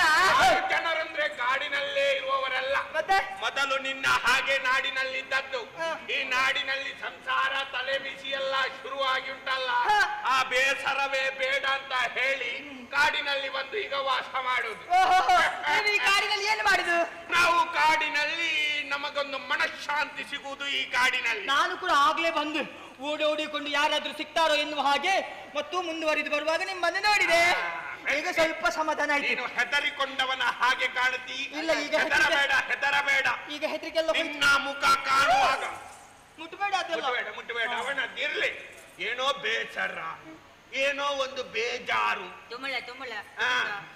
ಪಾಪ ಕಾಣ್ತದೆ ನಿನ್ನ ಮುಖವನ್ನು ಕಾಣುವಾಗ. ಇವನಿಗೆ ಸ್ವಲ್ಪ ಸಮಾಧಾನ ಮಾಡಿರ. ನಾನು ಅರಮನೆಯಲ್ಲಿದ್ದವ, ನನ್ನ ಅದೃಷ್ಟ ಸರಿ ಇಲ್ಲ, ಹಾಗಾಗಿ ಇಲ್ಲಿಯವರೆಗೆ ಈ ರೀತಿಯಾಗಿ ಒಬ್ಬನೇ ಬಂದೆ. ನಿನ್ನ ಅದೃಷ್ಟ ಇನ್ನೂ ಬದಲಾಗ್ತದೆ, ಯೋಚಿಸಬೇಡ. ನಿನ್ನದು ಬದಲಾಗುತ್ತದೆ, ನಮ್ಮದು ಬದಲಾಗುತ್ತದೆ. ಅದು ಹೇಗೆ? ಈಗ ನಿನಗೆ ಏನೋ ಮನಸ್ಸಿನಲ್ಲಿ ದುಃಖ ಉಂಟು. ನನ್ನನ್ನು ಮುಟ್ಟಬೇಡ. ಅವನನ್ನು ಮುಟ್ಟಬೇಡ. ಅವನನ್ನು ನೋಡುವಾಗ ಕಳ್ಳರ ಹಾಗೆ ಕಾಣ್ತದೆ. ಅವನನ್ನು ಮುಟ್ಟಬೇಡ. ಇದು ನಿನ್ನ ಮನಸ್ಸಿನ ಬೇಸರ ಎಲ್ಲ ಕಳೆಯುವುದಕ್ಕೆ ನಾವಿದ್ದೇವೆ. ಏನು? ನಿನ್ನ ಮನಸ್ಸಿನ ಬೇಸರ ಏನು ಕಳೆಯುವುದಕ್ಕೆ ನಾವಿದ್ದೇವಂತ. ಅಲ್ಲ, ನೀವಿದ್ರೆ ನನ್ನ ಬೇಸರ ಹೇಗೆ ಕಡಿಮೆ ಆಗುವುದು? ನಾವು ಹಾಗೆ. ಬೇಸರ ಅಲ್ಲ, ನೋವು. ನಿನ್ನ ಹಾಗೆ ನೋವನ್ನು ಉಂಡುಕೊಂಡು ಇಲ್ಲಿ ಬಂದದ್ದು. ಎಷ್ಟು? ಇಲ್ಲಿ ನಾವು ಯಾವಾಗ ಆಟ ಶುರು ಮಾಡಿದೇವಾ, ಆಮೇಲೆ ನಮ್ಮ ನೋವೆಲ್ಲ ನಮಗೆ ಮನಸ್ಸಿಗೆ ಬರುವುದೇ ಇಲ್ಲ. ನೀವೀಗ ಆಟದವರಂದ್ರೆ ಆಟದಲ್ಲ, ನಮ್ಮದೊಂದು ಬೇರೆ ಆಟ. ಇದು 2ನೇ ದಿನ. ಹೌದಾ? ಯಾವ ಆಟ ಅದು? ಚೆಂಡಾಟ, ಬುಗರಾಟ, ನೀರಾಟ, ದಾಂಡು. ಅದೆಲ್ಲ ಸಣ್ಣ ಮಕ್ಕಳು. ಅದೇನಿದ್ರು ದೇಹಕ್ಕೆ ಶಾಂತಿ ಸಿಗುತ್ತದೆ ಬಿಟ್ರೆ ಆ ಆಟದಿಂದ ಮನಸ್ಸಿಗೆ ಶಾಂತಿ ಸಿಗುವುದಿಲ್ಲ. ಮನಸ್ಸಿನ ನೋವು ದೂರವಾಗಬೇಕಾದ್ರೆ ನಾವು ಆಡುವ ಆಟ ಆಡಬೇಕು. ನೀವಾಡುವ ಆಟವನ್ನ ಆಡಿದ್ರೆ ನಿನ್ನ ಯಾವ ನೋವುಂಟ ಎಲ್ಲ ಹೋಗುತ್ತೆ. ಅಂತಹ ದೊಡ್ಡ ಆಟ ಯಾವುದು ನಿಮ್ಮದು? ಹೇಳಿದ್ರೆ ಅರ್ಥ ಆಗುದಿಲ್ಲ. ನೀನು ಕೂಡ ಅನುಭವಿಸ್ಬೇಕಾ? ಮನಸ್ಸುಂಟ? ಆಯ್ತಾಯ್ತು, ಕುತ್ಕೋ. ನನ್ನ ಮನಸ್ಸಿನಲ್ಲಿ ತುಂಬಾ ಇದೆ, ಮರ ಇದೆ ಅಲ್ಲ, ಇದರಲ್ಲಿ ಬೇಕಾದಷ್ಟು ನೆರಳುಂಟು. ಓಯ್, ನನ್ನ ಮನಸ್ಸಿನಲ್ಲಿ ತುಂಬಾ ನೋವುಂಟು. ಅದನ್ನು ಯೋಚಿಸಬಾರದು ಎನ್ನುವ ಹಾಗೆ ಎಷ್ಟು ಪ್ರಯತ್ನ ಮಾಡಿದ್ರೂ ಕೂಡ ಆ ನೋವು ನನ್ನಿಂದ ದೂರ ಹೋಗುವುದೇ ಇಲ್ಲ. ಅಡಿಗಡಿಗೆ ನೆನಪು. ನಿನ್ನ ನೋವೆಲ್ಲ ಸಣ್ಣ ಆಟದ್ರಲ್ಲೇ ಹೋಗುತ್ತದೆ. ಹೌದಾ? ಆಯ್ತಾಯ್ತು, ನಾನು ಆಟದೊಂದು ವಿವರಿಸ್ತೇನೆ. ಅಲ್ಲಿ ಕೂತ್ಕೋ ಮಧ್ಯದಲ್ಲಿ. ನಾನು ಈ ರೀತಿ ಹೀಗೆ ಮಣ್ಣಲ್ಲೆಲ್ಲ ಕೂತ್ಕೊಳ್ಳುವುದಿಲ್ಲ. ನಾನು ನಿನ್ನ ಕಾಲ ಮೇಲೆ ಅವರು ಇಂದು ನಿನಗೆ ಮನಸ್ಸಿಗೆ ಶಾಂತಿ ಬೇಕಾ? ನೆಲದಲ್ಲೇ ಕುತ್ಕೊಳ್ಬೇಕು. ಆಯ್ತು, ಕೆಲಸ ಆಗ್ಬೇಕಾದ್ರೆ ಈಗ ನಾವು ನಿನಗೆ ಗುರುಗಳು ಆಟಗಳಿದ್ದೇವಲ್ಲ. ಎಂತಹ ಪ್ರಾರಬ್ಧ. ನಿನ್ನ ಮುಖ ನೋಡುವಾಗ ಗುರುವಿನ ಮುಖ ಅಲ್ಲ, ಮನಸ್ಸು ದೊಡ್ಡದುಂಟು, ಮೀಸೆಯು ದೊಡ್ಡದುಂಟು. ಇದು ಪಗಡೆ ಆಟ ಅಂತ ಅದಕ್ಕೆ ಹೆಸರು. ಯಾವುದು? ಪಗಡೆ ಪಗಡೆ ಪಗಡೆ ಪಗಡೆ ಪಗಡೆ ಅಲ್ಲ, ಪಗಡೆ. ಪಗಡೆ ಹಾ, ಅದು ಹೇಗೆ? ಅದು ಏನು? ತೋರಿಸಾದನ್ನು ಅದೆಷ್ಟು? ಅಲ್ಲಿ ತೋರಿಸಿ, ಎತ್ತಿ ತೋರಿಸು. ಹ, ಅದೆಂತದ್ದು ಬುತ್ತಿ? ಬುತ್ತಿ ಅಲ್ಲ. ತಿಂಡಿ ತಂದಿದ್ಯಾ? ಹಾ, ತಿಂಡಿ ಅಲ್ಲ. ಮುಚ್ಚಳಿದಿಗೆ? ತಿಂಡಿ ಹೌದು, ನಮ್ಮ ಬೇನೆ ಬೇಸರಗಳಿಗೆ ತಿಂಡಿ ಹೌದು.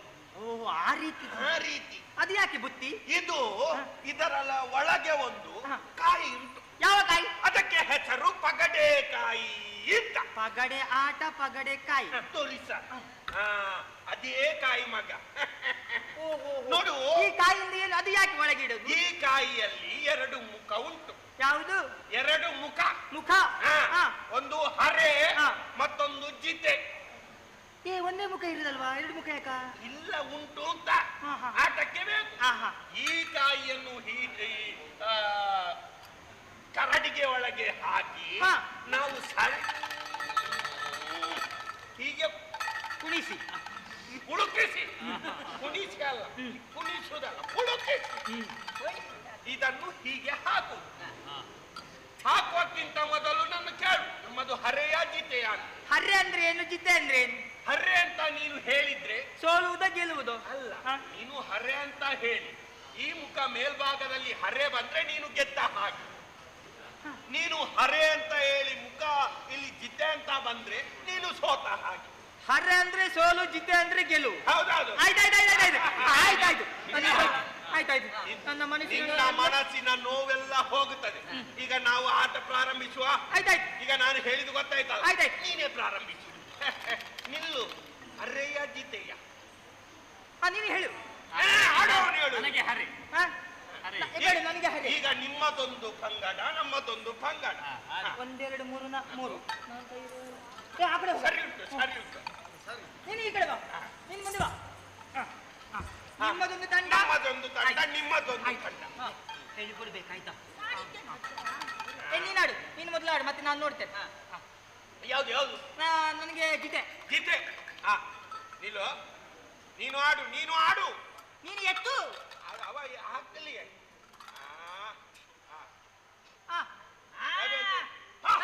ಹರೇ, ನಾನು ಗೆದ್ದೆ. ನೀನು ಏಕಪಾಟಿ. ಮೊದಲೇ ಕಲಿತುಕೊಂಡವ. ನಾನು ಗೆದ್ದೆ. ಅಲ್ಲಿಗೆ ಮುಗಿಯುವುದಿಲ್ಲ. ಇದರಲ್ಲಿ ಉಲ್ಲಾಸ ಬರುವುದು ಮತ್ತೆ ಮತ್ತೆ. ಹೌದಾ? ಆಯ್ತಾಯ್ತು. ಇನ್ನೊಂದು ಆಟ ನಾವು. ಅವರ ಕೊಡು, ಅವ್ರು ಹಾಕಿ. ಹೀಗೆ ಆಡಿದ್ರೆ ನೀವು ಗೆಲ್ಲುವುದಿಲ್ಲ, ನಿಮ್ಗೆ ಸೋಲೆ. ಹೀಗೆ ಆಡಿದ್ರೆ ಆಗ್ತದಾ? ಏನಾದ್ರೂ ಇಡ್ಬೇಕಲ್ಲ. ಅತ್ತಿ ಅದೆಂತ ಗೊತ್ತಿತ್ತಾ? ಬರೇ ಆಟ ಅಲ್ಲ. ಮತ್ತೆ ಏನಾದ್ರೂ ಒಡ್ಡಿ ಆಡಿದ್ರೆ ಇದಕ್ಕೊಂದು ಅದೊಂದು ಹೊಸತನ ಬರ್ತದೆ. ಈ ಪಗಡೆ ಆಟದಲ್ಲಿ ಹೀಗೆ ಆಡುವುದಕ್ಕೆ ಆಗುದಿಲ್ಲ. ಏನಾದ್ರು ಅಡಬಿಡ್ಬೇಕು. ಒತ್ತೆ ಇಡ್ಬೇಕು. ಇಷ್ಟೇಯ? ನಿಮ್ಮಲ್ಲಿ ಒತ್ತೆ ಇಡುವುದಕ್ಕೆ ಏನುಂಟು? ಅವನ ತಲೆಯಲ್ಲಿ ಒಂದು ಪೇಟ, ಮತ್ತೊಂದು ಆ ಮೀಸೆ, ಇವನ ತಲೆಯಲ್ಲಿ ಆ ಗುಂಗುರು ಕೂದಲು, ನಿನ್ನ ತಲೆಯಲ್ಲಿ ಒಂದು ಮುಂಡಾಸು, ಇವನ ಕಿವಿಗೂ ನೋಡಿ ತನ್ನಲ್ಲಿ ಎಷ್ಟು ಆಭರಣ ಉಂಟು. ನಿಮ್ಮಲ್ಲಿ ಏನಿಲ್ಲ. ಆದ್ರೂ ಕೂಡ ನಿಮಗಕ್ಕೆ ಸಮಾನ ಬರ್ಲಿಕ್ಕೆಲ್ಲ ಆಟಕ್ಕೊಂದು ತೂಕ ಬರ್ಲಿ ಅಂತ ನಾವು ಇಷ್ಟೇ. ಅರಮನೆಯಲ್ಲಿ ಎಷ್ಟು ಬೇಕು ಅಷ್ಟು ಉಂಟು. ಮುತ್ತಿದ್ದಲ್ಲ. ಈಗ ಇವನದೊಂದು ಹಾರ. ನನ್ನ ಈ ಕಿರೀಟವನ್ನು ಇಡ್ತೇನೆ ನೋಡು. ನಿನ್ನ ಕಿರೀಟ ಅದು ಸಾಕಾಗುದಿಲ್ಲ. ಇದಕ್ಕೆ ಎಷ್ಟು ಬೆಲೆ ಉಂಟು? ನಾವು ಪಾಪದವ. ನಮ್ಮ ಹತ್ರ ಅಷ್ಟಿಲ್ಲ ಅಲ್ಲ. ಒಂದು ಕಿರೀಟ ಇಟ್ಟೆ. ಈಗ ನಮ್ಮದು ಜಿತೆ, ನಿಮ್ಮದು ಅರೆ ನೀನೆತ್ತು. ನೀನೆತ್ತು. ಜಿತೆ ನಮ್ಗೆ ಬಂತು. ಕೊಡ್ಬೇಡ. ಇನ್ನೇನುಂಟು? ಇನ್ನೊಂದು ಆಟ. ಇದು ನಮಗೆ. ಅದು ನಿಮಗೆ. ನಮಗೆ. ನೀವು ಹೆದರ್ಬೇಡಿ ಆಯ್ತಾ? ನನ್ನಲ್ಲಿ ಬೇಕಾದಷ್ಟು ಉಂಟು. ಒಂದೊಂದು ಸಾಕಾಗುತ್ತೆ. ಎರಡೆರಡು. ಹೌದಾ? ನೀವು ಒಂದೇ ಇಡಿ, ನಾನು 4-5 ಇಡ್ತೇನೆ. ನನ್ನ ಅಪ್ಪ ಬೇಕಾದಷ್ಟು ಮಾಡಿ ಇಟ್ಟಿದ್ದಾರೆ. ನೀನು ನಮ್ಮೊಟ್ಟಿಗೆ ಸೇರು. ಮತ್ತೆ ಏನು ಈ ಆಟದಲ್ಲಿ ಗೆದ್ರೆ ನಿಮಗೇನಿಲ್ಲ, ಎಲ್ಲ ನಮ್ಗೆ ಬರ್ತದೆ. ನೋಡು, ಎಲ್ಲ ನಮಗೆ. ನನ್ನ ಸ್ವಂತ ಪಟ್ಟಿ ಇರ್ತೇನೆ. ನೀನು ಆಡು ಆಡು ಆಡು ಆಡು ಹಾ, ಆಡು, ಆಡು, ಆಡು, ಆಡು, ಆಡು. ಸಮಯ ವ್ಯರ್ಥ ಮಾಡಬೇಡ. ಆಡು ಆಡು ಆಡು ಅರೆ ಚಿಟ್ಟೆ ನಮಗೆ ನೀನು ಹೇಳ. ಅವರು ಹೇಳಲಿಕ್ಕೆಲ್ಲ ನೀವೆಲ್ಲಿ ನಮ್ಮದು ಹರೆ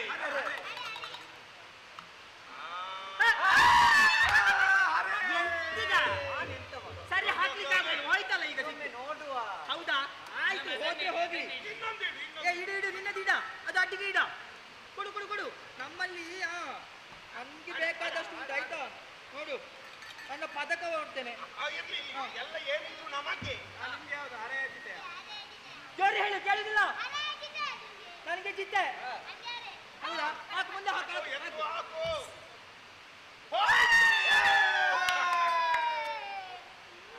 ಅವ ಹಲ್ಲು ಬಿಡಿದೆ ನೋಡು, ಏನೋ ಕಪಟ ಮಾಡಿದ್ದಾನೆ. ಕೊಡು ಕೊಡು, ಈಗ ನೀವು ಹಾಕ್ಲಿಕ್ಕಲ್ಲ. ಹಾಕು ಹಾಕು ಹಾಕು ಹಾಕು ಹಾಕು ಹಾಕು ಹಾಕು. ನೋಡು, ಇಲ್ಲಿ ಉಂಟು. ಒಮ್ಮೆಲೆ ಎಲ್ಲ ಬರ್ಬೇಕು ನನಗೆ. ಕೊಡ್ತೇನೆ ಕೊಡ್ತೇನೆ, ಏನು ಹೆದರ್ಬೇಡಿ. ಇದೆಲ್ಲ ನನಗೆ ಲೆಕ್ಕವೇ ಅಲ್ಲ. ಹಾ, ಮನೆ ಅಲ್ಲಲ್ಲಿ ಹರಡುವುದಕ್ಕಿಂತ ಇದರಲ್ಲಿ ಹಾಕುವ. ಎಲ್ಲ ಹಾಕಿ ಇದರ ಮೇಲೆ ಹಾಕು ನೀನು. ಆಯ್ತಾ?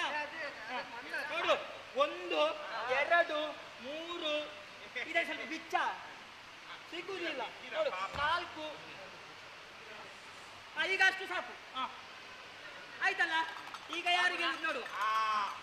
ಒಂದೊಂದು ಆಟ, ಕೊನೆಯ ಆಟ. ಚಿಟ್ಟೆ ಇದ್ದೆ ನಮಗೆ ಹಾಗೆ.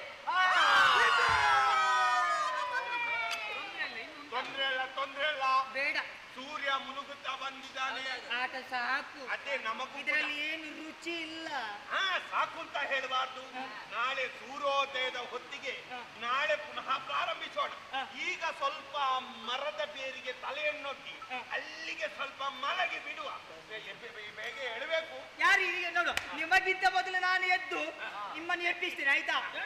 ನಾಳೆ ಆಟ ಆಡಿ ಇಲ್ಲಿಂದ ಹೋಗುದು. ನೀನೆಲ್ಲಿ ಮಲಗ್ತೀಯಾ? ನಾನು ಇಲ್ಲಿ ಹೌದಾ? ಆಯ್ತು, ಇನ್ನು ಎದ್ದು ಹೋಗ್ಬಾರ್ದು. ಅರ್ಧದಿಂದ ಮಲಗು. ಇನ್ನು ಮಲಗಿದ ಮೇಲೆ ಉಪದ್ರ ಮಾಡಿದ್ರು ನೋಡು. ಅವನು ಮೋಸ ಮಾಡಿದ್ ನನ್ಗೆ. ಮತ್ತೆ ತಿರುಗಿಸಿದ್ದವ. ಇದನ್ನೊಂದು ಭದ್ರವಾಗಿ ಇಡುವ. ಆಯ್ತು, ಇಲ್ಲಿ ನೋಡುವ. ಅದು ಕಳ್ಳ ಕಾಕರ ಹಾವಳಿ ಇದ್ರೆ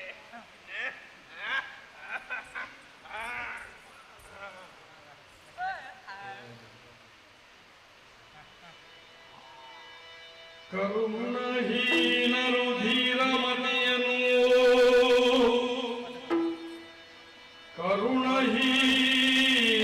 ಕರುಣಹೀನರು ಧೀರಮತಿಯ ಭರಣಗಳ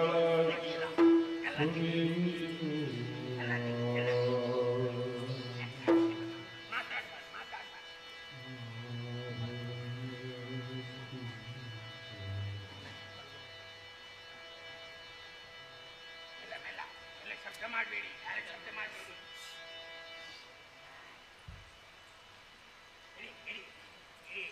ಗೊತ್ತಾಗಬಾರ್ದು.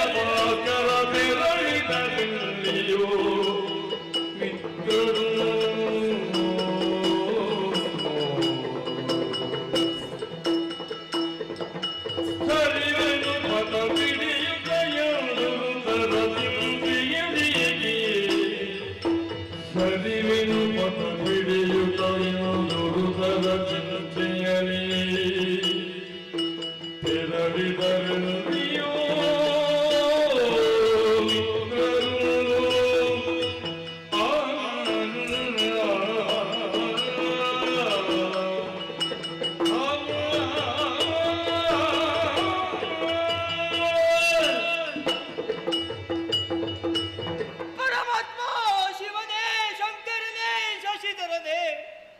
ಯಾಕೆ ತಂದೆ? ನಾನೇನು ಅಪರಾಧ ಮಾಡಿದೆ? ನಾನು ಏನು ದ್ರೋಹ ಮಾಡಿದೆ? ಮತ್ತೆ ಮತ್ತೆ ನನ್ನ ಈ ಬದುಕಿನಲ್ಲಿ ಯಾಕೆ ಇಂಥ ಪರೀಕ್ಷೆಗೆ ಒಳಪಡಿಸ್ತೀಯ? ಆ ಕಡೆಯಲ್ಲಿ ತಂದೆಯನ್ನು ಕಳೆದುಕೊಂಡೆ, ರಾಜ್ಯವನ್ನು ಕಳೆದುಕೊಂಡೆ. ಅದು ಬರುವಂತಹ ವೇಳೆಯಲ್ಲಿ ಇದ್ದಂತಹ ನನ್ನ ಮೈ ಮೇಲೆ ಇದ್ದಂತಹ ಆಭರಣಗಳೆಲ್ಲವೂ ಕೂಡ ಮಿತ್ರರು ಎನ್ನುವ ಹಾಗೆ ಅವರ ಜೊತೆ ಸಮಯವನ್ನು ಕಳೆಯುವುದಕ್ಕೆ ಬೇಕಾಗಿ ಆಟವನ್ನು ಆಡಿದೆ. ಇಲ್ಲ, ಅವರು ಮಿತ್ರರಲ್ಲ, ಮಿತ್ರರಲ್ಲ. ಮಿತ್ರರಾಗುತ್ತಿದ್ದರೆ ಈ ರೀತಿಯಾಗಿ ಮಾಡುತ್ತಿದ್ದರೆ ನೋಡಿದ್ದೀರಾ? ನನ್ನ ಆಭರಣಗಳನ್ನೆಲ್ಲ ಕದ್ದುಕೊಂಡು ಹೋಗಿದ್ದಾರೆ. ಹಾಗಾದ್ರೆ ನನ್ನನ್ನು ಕಾಪಾಡುವವರು ಯಾರು? ಯಾರಿದ್ದು? ಅದೇನು ಕಾಣ್ತಾ ಇದೆ? ಯಾವುದೋ ಒಂದು ಗುಡಿ ಕಾಣ್ತಾ ಉಂಟು. ನೋಡುವ, ಯಾವುದಕ್ಕೂ ಆ ಕಡೆಗೆ ಹೋಗಿ.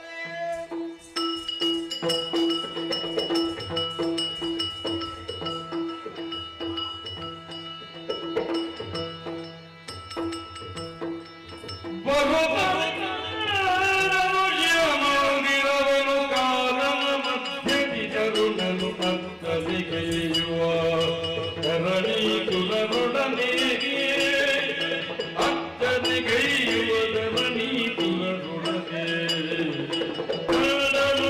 ತರುಣನು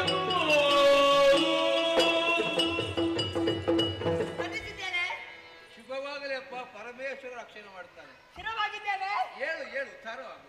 ಕೈ ಬಗ್ಗಿದ್ದೇನೆ. ಅತಿ ವಿನಯಂ ಧೂರ್ತ ಲಕ್ಷಣ ಒಂದು ಮಾತುಂಟು. ಎಷ್ಟು ಸಲ ಅಡ್ಡ ಬಿಡುದು ಪುಣ್ಯ, ಒಮ್ಮೆ ಬಿದ್ದರೆ ಸಾಕಾಗ್ತದೆ. ಅಷ್ಟು ನೋವುಂಟು, ಅದಕ್ಕೆ ಬೇಕಾಗಿ ಇಷ್ಟು ಬಾರಿ ಬಂದಿದ್ದು ನಾನು. ಅಳುವುದ ನೀನು? ಯಾಕಪ್ಪ ಅಳುವುದು? ಏನಾಯ್ತು ನಿನಗೆ? ನಿಮ್ಮನ್ನು ನೋಡುವಾಗ ಒಳ್ಳೆಯ ಆಯ್ತಾ? ಹೌದು, ನಿಮ್ಮನ್ನು ನೋಡುವಾಗ ಒಳ್ಳೆಯವರ ಹಾಗೆ ಕಾಣ್ತಾ ಇದ್ದೀರಿ. ಅದಕ್ಕೆ ಅಡ್ಡ ಬಿದ್ದದ್ದು ನಾನು. ಅಳ್ಬೇಡ ಬಪ್ಪ, ಅಳ್ಬೇಡ, ಕಣ್ಣೀರು ಹಾಕ್ಬೇಡ. ಇದು ನೀವು ಯಾರು? ನಾನು ನೋಡಲ್ಲಿ ಕಾಣುವುದೇ ಶಿವ ದೇವಾಲಯ. ಅಲ್ಲಿ ಪ್ರಧಾನ ಅರ್ಚಕ ನಾನು. ಅರ್ಚಕ್ರ? ಪೂಜೆಗೆ ವೇಳೆ ಆಯ್ತು, ಹೋಗ್ತಾ ಇದ್ದೇನೆ. ಮತ್ತೆ ಸ್ವಲ್ಪ ತಡೀರಿ, ಸ್ವಲ್ಪ ತಡೀರಿ. ನನ್ನ ಅಪ್ಪ ಒಂದು ಮಾತು ಹೇಳಿದ್ದು ಈಗ ನೆನಪಾಗ್ತಾ ಉಂಟು. ಏನು? ಈ ಪ್ರಪಂಚದಲ್ಲಿ ಕಣ್ಣಿಗೆ ಕಾಣುವ ದೇವರು ಎಂದ್ರೆ ಬ್ರಾಹ್ಮಣರು. ನಿಮ್ಗೆ ಇಷ್ಟು ಬಾರಿ ವಂದನೆ ಮಾಡಿದಕ್ಕೆ ನನ್ನ ಜನ್ಮ ಸಾರ್ಥಕವಾಯಿತು. ಇನ್ನಾದ್ರೂ ನನ್ನ ಜೀವನ ಒಳ್ಳೇದಾಗ್ತದಲ್ವಾ? ಅದು ಹೌದು. ಈ ಮೊದಲು ಈ ಊರಲ್ಲಿ ನಿನ್ನನ್ನು ನೋಡಿದ್ದಾಗಲಿ ಮಾತಾಡಿದ್ದಾಗಲಿ ಪರಿಚಯ ಇದ್ದಾಗ ಕಾಣುವುದಿಲ್ಲ. ನನ್ನ ಹೌದು, ನನ್ನ ಕಥೆಯನ್ನು ಕೇಳಿದ್ರಿ ಹೇಳಿದ್ರಿ ಏನು ಪ್ರಯೋಜನ ಇಲ್ಲ. ಬೇಡ, ಅದೆಲ್ಲ ಯಾವುದು ಬೇಡ. ಇದು ನಿಮ್ಗೆ ಸಮಯ ಉಂಟಾ? ಇಲ್ಲವಪ್ಪ, ಪೂಜೆಗೆ ಹೊತ್ತಾಯ್ತಾ? ಪೂಜೆ ಹೊತ್ತಾಯ್ತಾ? ಹೌದು. ಯಾವಾಗಿನ ಪೂಜೆ? ಮಧ್ಯಾಹ್ನದ್ದು. ಮತ್ತೆ ಬೆಳಿಗ್ಗೆ ಮಾಡಿದ್ರಾ? ಬೆಳಿಗ್ಗೆ ಆಗಿದೆ. ಮಧ್ಯಾಹ್ನ ಎಷ್ಟೊತ್ತಿಗೆ? ಆಗ್ತದೆ, ಸಮಯ ಮುಗಿತಾ ಉಂಟು ಈಗ. ಹೌದಾ? ಹೌದು. ಸ್ವಲ್ಪ ತಡ ಆದ್ರೆ ಏನಾಗ್ತದೆ? ಆಗುವುದಿಲ್ಲ, ಆದ್ರೂ ಕ್ರಮ ಸರಿ ಅಲ್ವಪ್ಪ ಅದು. ಇದು ದೇವರಿಗೆ ದ್ರೋಹ ಮಾಡಿದಾಗ. ಇಲ್ಲ ಇಲ್ಲ, ದೇವರಿಗೆ ದ್ರೋಹ ಆಗುವಂತ ಕೆಲಸ ನಾನು ಮಾಡುದಿಲ್ಲ. ಇದು ನನ್ನ ಒಂದು ಕೆಲಸ ಉಂಟು. ನಿನ್ನದ? ಎಂತದ್ದು?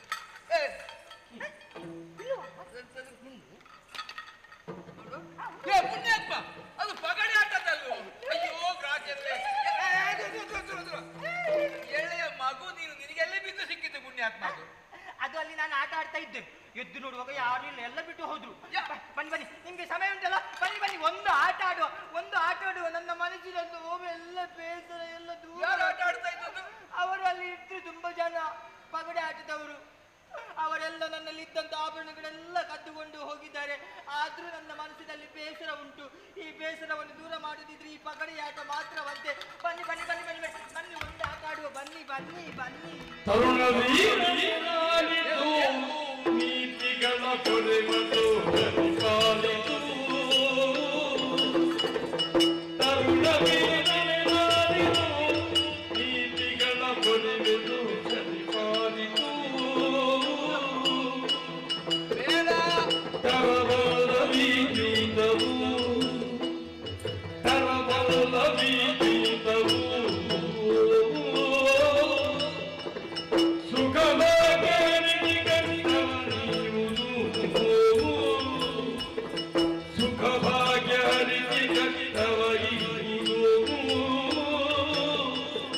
ತರುಣ ವೀರ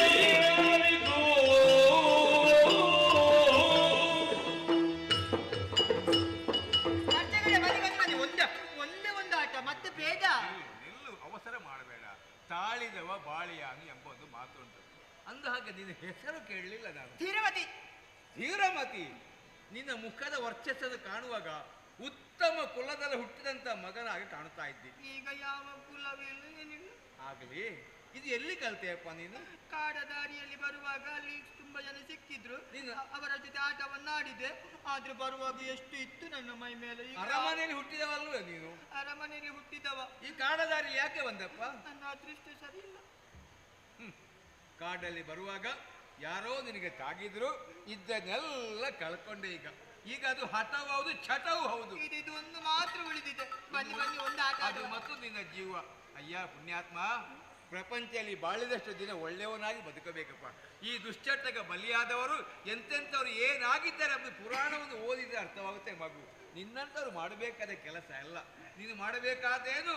ಮದುವೆಯಾಗಿ, ಸಂಸಾರಿಯಾಗಿ, 4 ಮಕ್ಕಳ ತಂದೆಯಾಗಿ, ಪ್ರಪಂಚದಲ್ಲಿ ಆದರ್ಶ ವ್ಯಕ್ತಿಯಾಗಿ ಬದುಕಬೇಕೆ ಹೊರತು ಇಂಥದಕ್ಕೆಲ್ಲ ಬಲಿಯಾದ್ರೆ ನಾವು ಮತ್ತೆ ಬದುಕು ಹಾಗಿಲ್ಲ ಮಗನೇ. ಅವರು ಹೇಳಿದ್ದಾರೆ, ಈ ಆಟವನ್ನಾಡಿದ್ರೆ ಮನಸ್ಸಿನ ಎಷ್ಟೇ ನೋವಿದ್ರು ಬೇಸರ ಇದ್ರು ಕೂಡ ಮಾಯವಾಗ್ತದಂತೆ. ಹೇಳುವವರು ಏನೂ ಹೇಳುತ್ತಾರಪ್ಪ, ಕೇಳುವವರು ನಾವು ಸ್ವಲ್ಪ ಆಲೋಚನೆ ಮಾಡಬೇಕು. ಇದು ದುಶ್ಚಟ, ಇದರಲ್ಲಿ ಉದ್ಧಾರವಾದದ್ದು ಯಾರು ಇಲ್ಲ. ಒಳ್ಳೇದು ಕೆಟ್ಟದ್ದು ಅದು ಮತ್ತಿನ ಪ್ರಶ್ನೆ. ಬನ್ನಿ ಒಂದು ಆಟ ಆಡುವ. ಇಲ್ವಪ್ಪ, ಇಷ್ಟು ಹೊತ್ತು ಮಾತಾಡಿದ್ರೆ ಆಟ ಆಗ್ತಿತ್ತು, ಮುಗೀತಿತ್ತು. ಆಟ ಆಡುವಂತ ವ್ಯಕ್ತಿ ನಾನಲ್ಲ, ಅದಕ್ಕೆ ನಾನು ಬರುವುದೂ ಇಲ್ಲ. ಪೂಜೆಗೆ ಹೊತ್ತಾಯಿತು, ಆದ್ದರಿಂದ ನಾನು ಪೂಜೆಗೆ ತೆರಳಲೇ. ಬರುದೇ ಇಲ್ವಾ? ಅಯ್ಯ, ಒಂದು ಕೆಲಸವನ್ನು ಮಾಡು. ಒಂದೇ ಮನಸ್ಸಿಲ್ಲ, ಏಕೋ ಧ್ಯಾನದ ಓಂ ನಮ ಶಿವಾಯ, ಓಂ ನಮ ಶಿವಾಯ ಎಂಬಾಗೆ ಶಿವ ಧ್ಯಾನವನ್ನು ಮಾಡಿದ್ದು ಹೌದು ಅಂತಾದ್ರೆ ಆತ ಎಲ್ಲವನ್ನೂ ನಿನಗೆ ಅನುಗ್ರಹ ಮಾಡ್ತಾನೆ ಅಪ್ಪ. ದೇವರ ನಾಮಸ್ಮರಣೆಯನ್ನು ಮಾಡಿದ್ರೆ ಎಲ್ಲವನ್ನು ಆತ ಕರುಣಿಸ್ತಾನೆ. ಭಕ್ತಾವಿಷ್ಟ ಫಲಪ್ರದಾಯಕನಾಗಿದ್ದಾನೆ. ಇದನ್ನೆಲ್ಲ ಬಿಡು, ಒಳ್ಳೆಯವನಾಗಿ ಪ್ರಪಂಚದಲ್ಲಿ ಬಾಳು. ಇದು ಕಾಣುವಂತ ದೇವಾಲಯದಲ್ಲಿ ಕುಳಿತುಕೊಂಡು ಆ ದೇವರನ್ನು ಧ್ಯಾನ ಮಾಡು. ಆ ಹಾರ ಎಲ್ಲವನ್ನೂ ಕೊಡ್ತಾನೆ. ನಿಮ್ಮ ಆಶೀರ್ವಾದವಿರ್ಲಿ ನನಗೆ. ನನ್ನ ಆಶೀರ್ವಾದ ಯಾವತ್ತೂ ಇದೆ. ಒಳ್ಳೆಯವನಾಗಿ ಒಳ್ಳೆಯವನಾಗಿ ಬದುಕಪ್ಪ.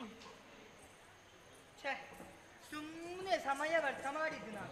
ಒಂದು ಆಟ ಆಡುವಂತ ಹೇಳಿದ್ರೆ ಇವರು ಬರುದಿಲ್ಲ ಅಂತ. ಏನು ಮಾಡೋಣ? ಒಂದು ಮಾತನ್ನೇ ಹೇಳಿದ್ದಾರೆ, ಶಿವನಾಮ ಸ್ಮರಣೆಯನ್ನು ಮಾಡಿದ್ರೆ ದೇವರು ಕೇಳಿದ್ದನ್ನು ಎಲ್ಲ ಕೊಡುತ್ತಾನೆ. ಹಾಗಾದ್ರೆ ನಾನು ಮಾಡಬೇಕಾದ ಶಿವಾರ್ಚನೆ ಅದೋ ಕಾಣುತ್ತಾ ಇದೆ ಶಿವನ ಗುಡಿ, ಒಳ ಹೋಗುವೆ.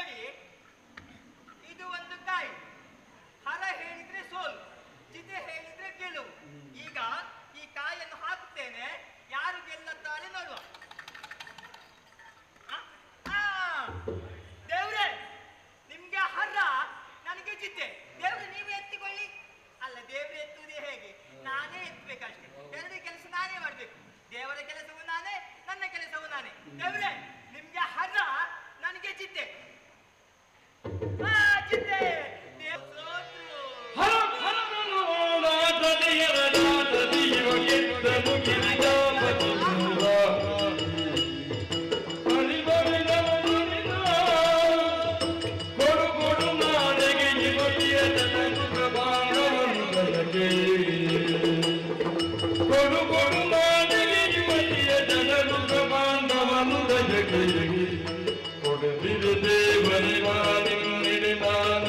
ಮನದಿ ಹರದೋಡೆನು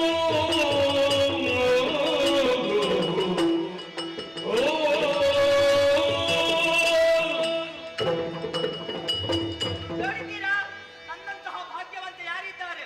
ದೇವರ ಜೊತೆ ಆಟವನ್ನಾಡುವಾಗ ದೇವರೇ ಸೋತಿದ್ದಾರೆ. ಹರನು ಒಂದು ಆಟದಲ್ಲಿ ಸೋತ, ಧೀರಮತಿಯ ಪಾಲಿಗೆ ಗೆಲುವಾಯಿತು. ಒಂದು ಆಟ ಆದದ್ದಾಯಿತು.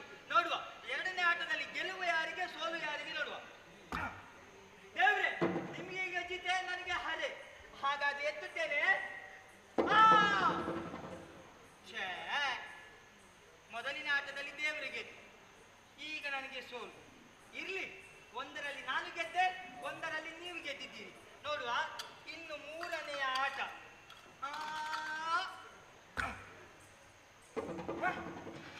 ದೇವ್ರೆ, ಈ ಆಟದಲ್ಲೂ ಕೂಡ ನೀವೇ ಗೆದ್ದಿದ್ದೀರಿ. ನನ್ನ ಪಾಲಿಗೆ ಸೋಲವಾಯಿತು.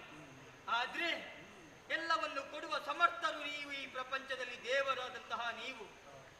ಸೋತಂತಹ ನನಗೆ ಗೆದ್ದಂತಹ ನೀವು ಏನಾದ್ರೂ ಕೊಡಲೇಬೇಕು. ಹಾಗಂತ ಬೇರೇನು ಬೇಡ, ನಾನು ಕೇಳಿದ್ದನ್ನೇ ನೀವು ಕೊಡಬೇಕು. ಕೇಳುವುದು ಒಂದೇ ಒಂದು, ಬೇಕಾದಷ್ಟು ಇದೆ. ಆದ್ರೆ ಏನು ಮಾಡೋಣ, ನನ್ನ ಗ್ರಹಚಾರವೇ ಸರಿ ಇಲ್ಲ, ಎಲ್ಲವನ್ನು ಕಳೆದುಕೊಂಡೆ. ಹಾಗಾಗಿ ಇನ್ನು ಮುಂದಕ್ಕೆ ಈ ಧೀರಮತಿಗೆ ಬೇಕಾದುದು ಒಂದೇ ಒಂದು. ದೇವ್ರೆ, ಈ ಹೊತ್ತು ನಾನು ಮಲಗುತ್ತೇನೆ. ನಾಳೆ ಉದಯ ಆಗುವುದರೊಳಗಾಗಿ ಪರಮೇಶ್ವರ ದೇವರೇ, ರಂಬೆಯಂತ ಹುಡುಗಿ ನಾನು ಹೇಳುವಾಗ ನನ್ನ ಬಳಿಯಲ್ಲಿರಬೇಕು. ದೇವ್ರೆ, ಕೇಳಿತಾ? ದೇವ್ರೆ, ನಾಳೆ ಬೆಳಗಾಗುವುದರೊಳಗಾಗಿ ರಂಬೆಯಂತ ಹುಡುಗಿ ನನ್ನ ಎದುರಿಗೆ ನಿಲ್ಲಬೇಕು. ಒಂದು ವೇಳೆ ರಂಬೆಯಂತ ಹುಡುಗಿ ನನ್ನ ಬಳಿ ಇಲ್ಲದಿರೆ ದೇವರು ಎನ್ನುವ ಹಾಗೆ ನೋಡ್ಲಿಕ್ಕಿಲ್ಲ. ನಿಮ್ಮ ಈ ಶಿವಲಿಂಗವನ್ನು ಕೊಟ್ಟೆ ದೇವ್ರೆ, ನೆನಪಿರಲಿ, ಬೆಳಗ್ಗೆ ಉದಯ ಆಗುವುದರೊಳಗಾಗಿ ರಂಬೆ ತಪ್ಪಿದರೆ ನಿಮ್ಮ ಈ ಲಿಂಗ ಪುಡಿ ಪುಡಿ. ಸ್ವಲ್ಪ ಆಯಾಸ ಆಯ್ತು, ಆಟ ಆಡಿ ಇಲ್ಲೇ ಸ್ವಲ್ಪ ವಿಶ್ರಾಂತಿಯನ್ನು ಪಡಿತೀನಿ. ಶಿವ ಶಿವ ಶಿವ ಶಿವ ಶಿವ.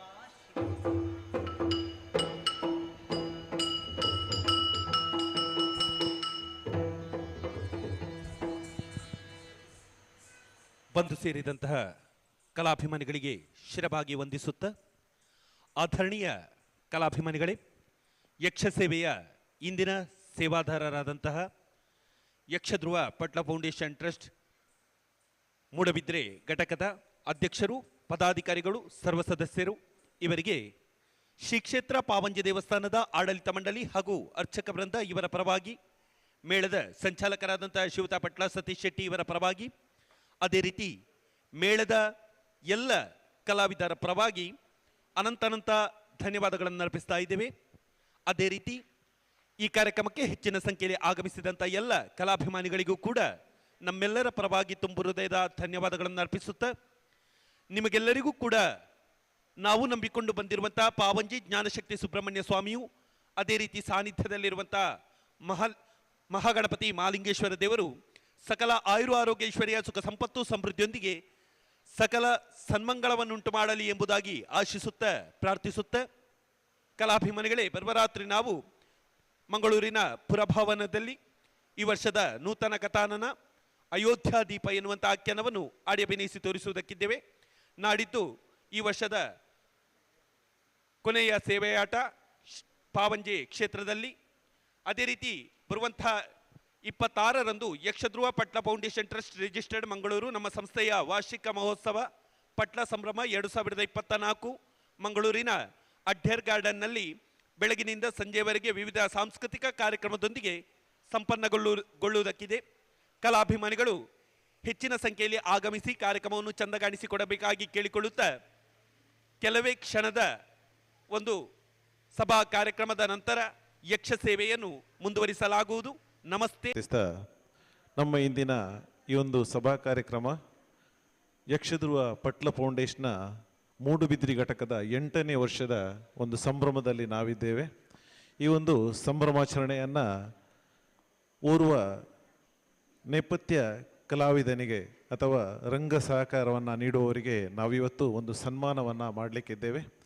ಹಾಗಾಗಿ ಒಂದು ಸಣ್ಣ ಕಾರ್ಯಕ್ರಮವನ್ನು ಹಮ್ಮಿಕೊಂಡಿದ್ದೇವೆ. ಅದಕ್ಕಾಗಿ ನಮ್ಮ ಮೂಡುಬಿದ್ರೆಯ ಜನತೆಯ ಪ್ರೀತಿ ಪಾತ್ರರಾದಂತಹ ಸಜ್ಜನ ಬಂಧುವಾದಂತಹ ನಮ್ಮ ಅಭಯಚಂದ್ರ ಜೈನ್ ಅವರು ನಮ್ಮೊಂದಿಗಿದ್ದಾರೆ.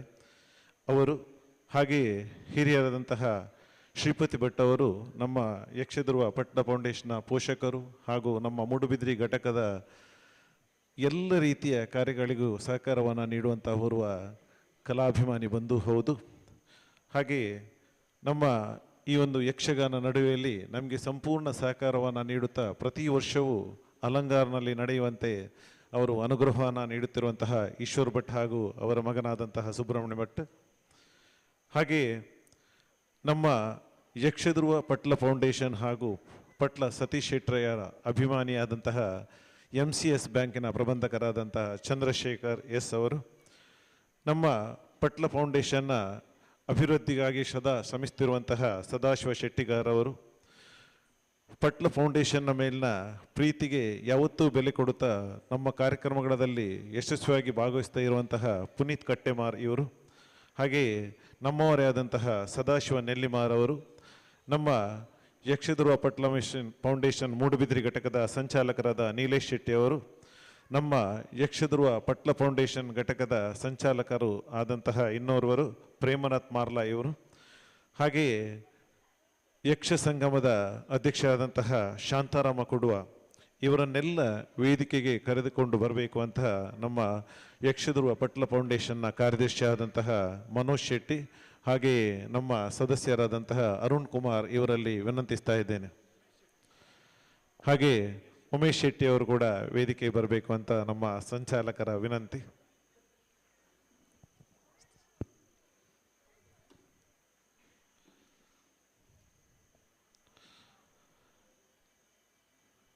ಕಲಾಭಿಮಾನಿ ಬಂಧುಗಳೇ, ಮೊದಲನೇದಾಗಿ ನಮಗೆ ವೇದಿಕೆಯಲ್ಲಿರುವ ಬಂದಿರುವಂತಹ ಎಲ್ಲರನ್ನ ನಾವು ನಿಲ್ಲಿಸಿಯೇ ಈ ಒಂದು ಕಾರ್ಯಕ್ರಮವನ್ನು ಆಯೋಜಿಸ್ತೇವೆ. ಇದಕ್ಕೆ ನಮಗೆ ಮೂಲ ಕಾರಣರಾದಂತಹ ಪಟ್ಲ ಸತೀಶ್ ಶೆಟ್ಟಿ ಅವರು. ಯಾಕಂತ ಹೇಳಿದ್ರೆ ಕಲಾಭಿಮಾನಿಗಳಿಗೆ ಯಾವುದೇ ರೀತಿಯ ರಸಭಂಗ ಹೆಚ್ಚು ಹೊತ್ತು ಆಗಬಾರ್ದು, ಸಭಾ ಕಾರ್ಯಕ್ರಮ ಆದಷ್ಟು ಬೇಗನೆ ನಡಿಬೇಕು ಅನ್ನುವ ಒಂದು ಉದ್ದೇಶ. ಅದಷ್ಟೇ ವಿನಃ ಕಾರ್ಯಕ್ರಮವನ್ನು ನಾವು ಆದಷ್ಟು ಬೇಗನೆ ಮುಗಿಸುವ ಯತ್ನ. ಈಗ ನಾವು ಎಲ್ಲರನ್ನು ಗಣ್ಯರನ್ನು ಒಂದೇ ಮಾತಿನಲ್ಲಿ ನಾನು ಸ್ವಾಗತಿಸ್ತಾ ಇದ್ದೇನೆ. ಈಗ ನಾವು ಮುಖ್ಯ ಕಾರ್ಯಕ್ಕೆ ಬರ್ತಾ ಇದ್ದೇವೆ. ಇವತ್ತಿನ ಈ ಒಂದು ಸನ್ಮಾನವನ್ನು ಸ್ವೀಕರಿಸುವವರು ಇವತ್ತಿನ ನಮ್ಮ ಪಾವಂಜ ಮೇಳದ ಓರ್ವ ರಂಗ ಸಹಾಯಕರಾದಂತಹ ಮಾಲಿಂಗ ಅವರು. ಇವರ ಬಗ್ಗೆ ಎರಡು ಮಾತುಗಳನ್ನು ನಮ್ಮ ಕುಡುವರವರು ಆಡಬೇಕು ಅಂತ ವಿನಂತಿಸ್ತಾ ಇದ್ದೇನೆ.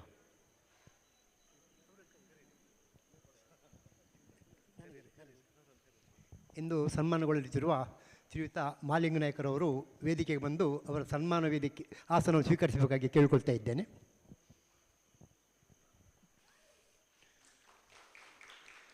ಪಟ್ಲ ಫೌಂಡೇಶನ್ ಮೂಡುಬಿದಿರೆ ಘಟಕ ಇದರ ನಾವು ಪ್ರತಿ ವರ್ಷ ವಾರ್ಷಿಕೋತ್ಸವವನ್ನು 2 ಯಕ್ಷಗಾನ ಪ್ರದರ್ಶನ ನೀಡುವ ಮೂಲಕ ಆಚರಿಸ್ತಿದ್ದೇವೆ. ಹಾಗೆಯೇ ಪ್ರತಿ ವರ್ಷವೂ ಇಷ್ಟರ ತನಕ ಮೂಡುಬಿದಿರೆ ಆಸುಪಾಸಿನ ವೃತ್ತಿಪರ ಅಥವಾ ಹವ್ಯಾಸಿ ಕಲಾವಿದರು ಇಂಥವ್ರನ್ನು ಗುರುತಿಸಿ ನಾವು ಪ್ರತಿ ವರ್ಷ ಅವರಿಗೆ ಸನ್ಮಾನಿಸುವಂಥ ಒಂದು ಪರಂಪರೆಯನ್ನು ನಾವು ಹುಟ್ಟಿಹಾಕಿದ್ದೇವೆ. ಈ ವರ್ಷ ನಾವು ನೇಪಥ್ಯ ಕಲಾವಿದರಾದಂಥ ಪಾವಂಜೆ ಮೇಳದ ನೇಪಥ್ಯ ಕಲಾವಿದರು ಮಹಾಲಿಂಗ ನಾಯ್ಕ ಇವರನ್ನು ಆಯ್ಕೆ ಮಾಡಿಕೊಂಡಿದ್ದೇವೆ. ಈಗ ನಾವು ಯಕ್ಷಗಾನ ಅಂತ ಹೇಳುವಾಗ ನಾವು ಸಾಮಾನ್ಯವಾಗಿ ಹೇಳುವುದು ಹೇಗೆ ಹೇಳಿದರೆ 2 ವಿಭಾಗಗಳು ಉಂಟು, ಹಿಮ್ಮೇಳ ಮತ್ತು ಮುಮ್ಮೇಳ ಅಂತೇಳಿ. ಯಾಕೆಂತೇಳಿದ್ರೆ ನಮಗೆ ಪ್ರೇಕ್ಷಕರಾಗಿ ನಾವು ಆಸನದಲ್ಲಿ ಕುಳಿತುಕೊಳ್ಳುವಾಗ ನಮಗೆ ಕಾಣುವುದು ಅದೆರಡೇ, ವೇಷಧಾರಿಗಳು ಹಾಗೂ ಭಾಗವತರು, ಮದ್ದಲೆ ವಾದಕರು, ಶ್ರುತಿ ಹಾಗೂ ಚಕ್ರತಾಳ ಚೆಂಡೆವಾದಕರು, ಹಾಗೆ ವೇಷಧಾರಿಗಳು. ಆದರೆ ಇದರ ಹಿಂದೆ ಯಕ್ಷಗಾನ ಉತ್ತಮವಾಗಿ ಪ್ರಸ್ತುತಗೊಳ್ಳುವಂಥ ಒಂದು ನೋಟ ಏನುಂಟು, ಬೆಳವಣಿಗೆ ಏನುಂಟು, ಅದರ ಹಿಂದೆ ಇರುವಂಥ ಕಲಾವಿದರೇ ನೇಪಥ್ಯ ಕಲಾವಿದರು. ನಾವು ಮೊದಲೆಲ್ಲ ಇವರನ್ನು ಚೌಕಿಯ ಕೆಲಸಗಾರರು ಅಂತೇಳಿ ಕರೀತಿದ್ದೆವು ತುಂಬ ಮೊದಲು. ನಂತರ ಕಾಲ ಬದಲಾದಂತೆ ಇವರನ್ನು ನಾವು ರಂಗ ಸಹಾಯಕರು, ಬಹುಶಃ ಇದಕ್ಕೆ ನಾಟಕ ರಂಗದಿಂದ ಪ್ರೇರಣೆಗೊಂಡು ಇವರನ್ನು ರಂಗ ಸಹಾಯಕರು ಅಂತೇಳಿ ನಾವು ಕರೆಯಲ್ಪಟ್ಟೆವು. ಆದರೆ ಇತ್ತೀಚೆಗೆ ಒಂದು 10-12 ವರ್ಷಗಳ ನಂತರ ಇಂಥ ಕಲಾವಿದರನ್ನು ನಾವು ನೇಪಥ್ಯ ಕಲಾವಿದರು ಅಂತೇಳಿ ನಾವು ಕರೆಸಿಕೊಳ್ತಾ ಇದ್ದೇವೆ. ಯಾಕೆಂದರೆ ಇವರ ನೇಪಥ್ಯದಲ್ಲಿ ಯಕ್ಷಗಾನ ಪ್ರದರ್ಶನಗೊಳ್ಳಲು ಏನು ಅವಶ್ಯಕತೆ ಉಂಟೋ ಅಂತಹದನ್ನು ಸಮರ್ಪಕವಾಗಿ ಅಚ್ಚುಕಟ್ಟಾಗಿ ನಿರ್ವಹಿಸ್ತಾರೆ. ನೇಪಥ್ಯ ಕಲಾವಿದರಿಲ್ಲದಿದ್ದರೆ ಯಾವುದೇ ಯಕ್ಷಗಾನ ಪ್ರದರ್ಶನವು ಅಂದವಾಗಿ ಪ್ರಸ್ತುತಗೊಳ್ಳಲು ಸಾಧ್ಯವಿಲ್ಲ. ನೇಪಥ್ಯ ಕಲಾವಿದರು ಹೇಳಿದರೆ ಚೌಕಿಯಲ್ಲಿ ಕಲಾವಿದರಿಗೆ ಡ್ರೆಸ್ಸನ್ನು ಕಟ್ಟುವವರು, ಹಾಗೆ ಈ ರಂಗಸ್ಥಳವನ್ನು ಕಟ್ಟುವವರು, ರಂಗಸ್ಥಳಕ್ಕೆ ಬೇಕಾದಂಥ ಪರಿಕರವನ್ನು ಒದಗಿಸುವವರು, ಹಾಗೆ ಇವರ ಸೇವೆ ಅಮೋಘ. ಇವರು ಸಹ ಒಂದು ಕಲಾವಿದರೇ.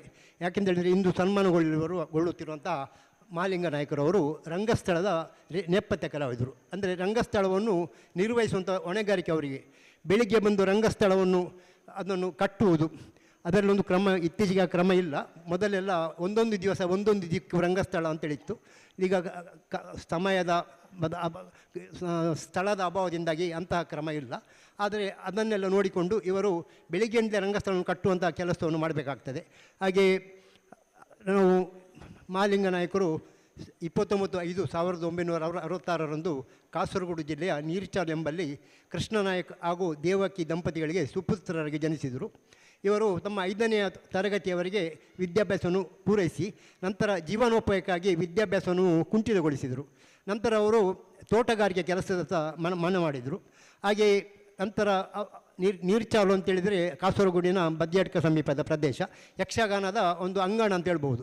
ಅಲ್ಲಿ ಸುತ್ತಮುತ್ತಲು ಜರುಗುತ್ತಿರುವಂಥ ಯಕ್ಷಗಾನವನ್ನು ನೋಡಿ ಪ್ರೇರಣೆಗೊಂಡು ಅವರಿಗೂ ನಾನು ಯಕ್ಷಗಾನಕ್ಕೆ ಏನಾದರೂ ಒಂದು ಸೇವೆ ಸಲ್ಲಿಸಬೇಕು, ಯಕ್ಷಗಾನ ಕಲಾವಿದ ಅಲ್ಲದಿದ್ದರೂ ಯಕ್ಷಗಾನ ಕಲಾವಿದರಿಗೆ ಸಹಾಯವಾಗುವಂಥ ಒಂದು ಏನಾದರೂ ಕೆಲಸ ಆಗಬೇಕಂತೇಳಿ ಅವರ ತುಮ್ಮಲ ಹೆಚ್ಚಾಗಿ ಅವರು ನಾಟ್ಯ ಎಲ್ಲ ಗೊತ್ತಿಲ್ಲ, ಮಾತುಗಾರಿಕೆಯು ಅವರು ಕಲಿತವರಲ್ಲ. ಆದ ಕಾರಣ ಅದಕ್ಕೆ ಪೂರಕವಾಗಿ ಈ ರಂಗಸ್ಥಳವನ್ನು ನಿರ್ವಹಿಸುವಂಥ ನೇಪಥ್ಯ ಕಲಾವಿದರು ಎಂಬಂಥ ಒಂದು ಉದ್ಯೋಗವನ್ನು ಆಯ್ದುಕೊಂಡರು. ಪ್ರಾರಂಭದಲ್ಲಿ ಮಂಗಳದೇವಿ ಮೇಳದಲ್ಲಿ 1 ವರ್ಷ ನೇಪಥ್ಯ ಕಲಾವಿದರು ದುಡಿದರು. ನಂತರ 4 ವರ್ಷಗಳ ಕಾಲ ಕಟೀಲು ಮೇಳದಲ್ಲಿ ನೇಪಥ್ಯ ಕಲಾವಿದರಿಗೆ ಅಂದರೆ ಈ ರಂಗಸ್ಥಳದ ಹೊಣೆಗಾರಿಕೆಯನ್ನು ವಹಿಸುತ್ತಾ ಆ ಮೂಲಕ ತಮ್ಮ ಕೆಲಸವನ್ನು ಅಚ್ಚುಕಟ್ಟಾಗಿ ನಿರ್ವಹಿಸಿ ಉತ್ತಮ ನೇಪಥ್ಯ ಕಲಾವಿದರು ಎಂಬಂಥ ಹೆಸರನ್ನು ಗಳಿಸಿದರು. ನಂತರ ಇತ್ತೀಚೆಗೆ 4 ವರ್ಷಗಳಿಂದ ಶ್ರೀಯುತ ಪಟ್ಲ ಸತೀಶ್ ಶೆಟ್ಟರ ಸಂಚಾಲಕತ್ವದ ಪಾವಂಜೆ ಮೇಳದಲ್ಲಿ ನೇಪಥ್ಯ ಕಲಾವಿದರಾಗಿ ಶ್ರಮಿಸುತ್ತಾ ಪಾವಂಜೆ ಮೇಳದ ಪ್ರದರ್ಶನಕ್ಕೆ ಇವರು ಸಹ ಒಂದು ಕಾಣಿಕೆ, ದೊಡ್ಡದಾದ ಒಂದು ಕಾಣಿಕೆಯನ್ನು ಕೊಟ್ಟಿದ್ದಾರೆ.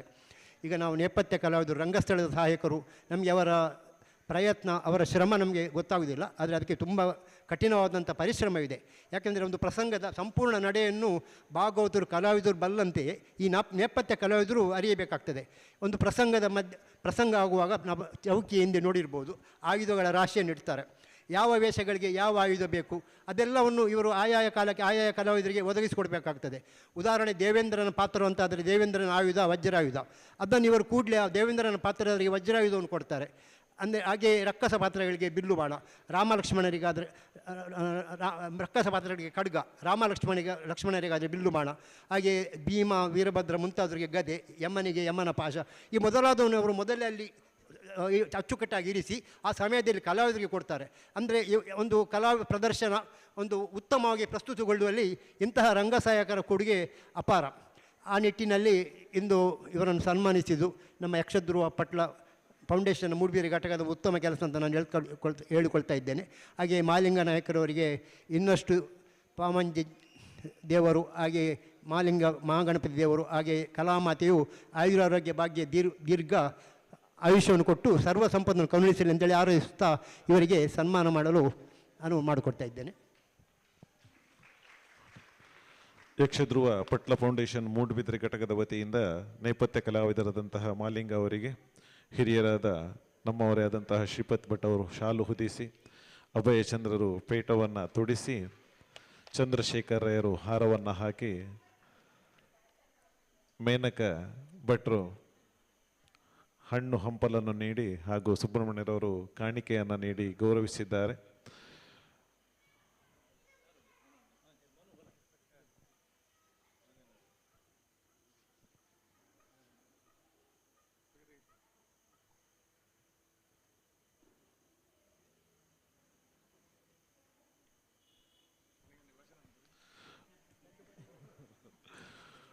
ಬಂಧುಗಳೇ, ಕಲಾವಿದರು ಹಾಗೆ ನೇಪಥ್ಯ ಕಲಾವಿದರಲ್ಲಿ ಅಪಾರ ಅಭಿಮಾನ ಪ್ರೀತಿಯನ್ನು ಇಟ್ಟಂತಹ ನಮ್ಮ ಊರ್ವ ಯಕ್ಷಧ್ರುವ ಪಟ್ಲ ಫೌಂಡೇಶನ್ನ ಸ್ಥಾಪಕ ಅಧ್ಯಕ್ಷರಾದಂಥ ಪಟ್ಲ ಸತೀಶ್ ಶೆಟ್ಟಿಯವರು ಬಹುಶಃ ಚಲನಚಿತ್ರ ನಟರು ಅಂತ ಹೇಳಿದರೆ ಬಹಳ ಎಲ್ಲರಿಗೂ ಗೊತ್ತಿರುವಂಥ ವಿಷಯ. ಆ ಚಲನಚಿತ್ರ ನಟರು ಕೂಡ ಮೆಚ್ಚುವಂತಹ ವ್ಯಕ್ತಿತ್ವ ನಮ್ಮ ಪಟ್ಲ ಸತೀಶ್ ಶೆಟ್ಟರದ್ದು ಅಂತ ಹೇಳಲಿಕ್ಕೆ ಬಹಳ ಸಂತೋಷ ಆಗ್ತಾ ಇದೆ.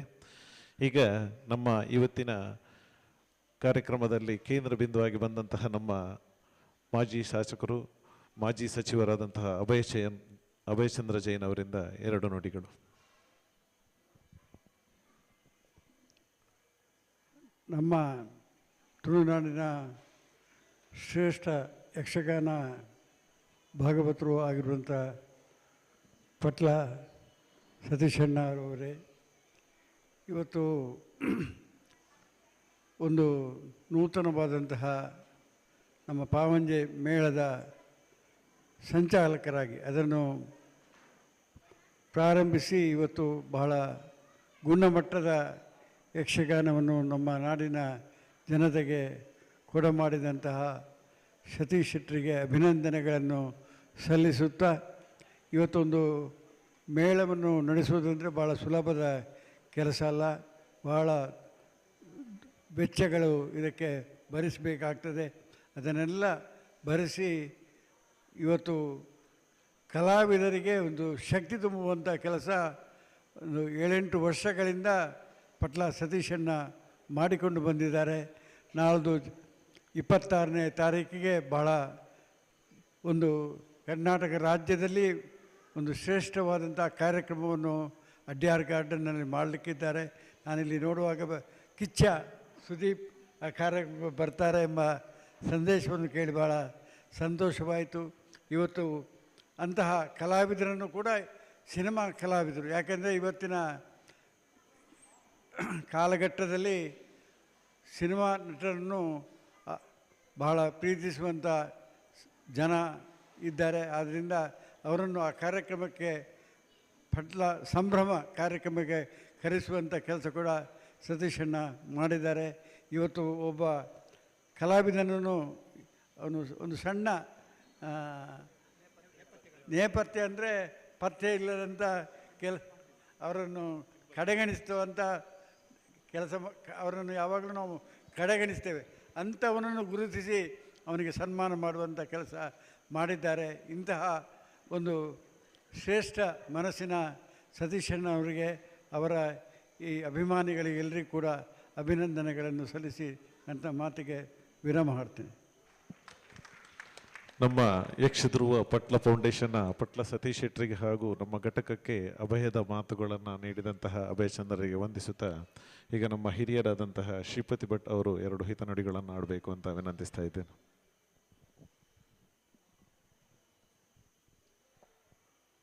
ಕ್ಷೇತ್ರ ಸಾನ್ನಿಧ್ಯ ಮಹಾಲಿಂಗೇಶ್ವರ ಮಹಾಗಣಪತಿ ದೇವರಿಗೆ ನಮಸ್ಕರಿಸುತ್ತಾ, ಪಟ್ಲ ಸತೀಶ್ ಶೆಟ್ಟರವರ ಒಂದು ಭಾಳ ಅಭೂತಪೂರ್ವವಾದಂಥ ಯಕ್ಷಗಾನದ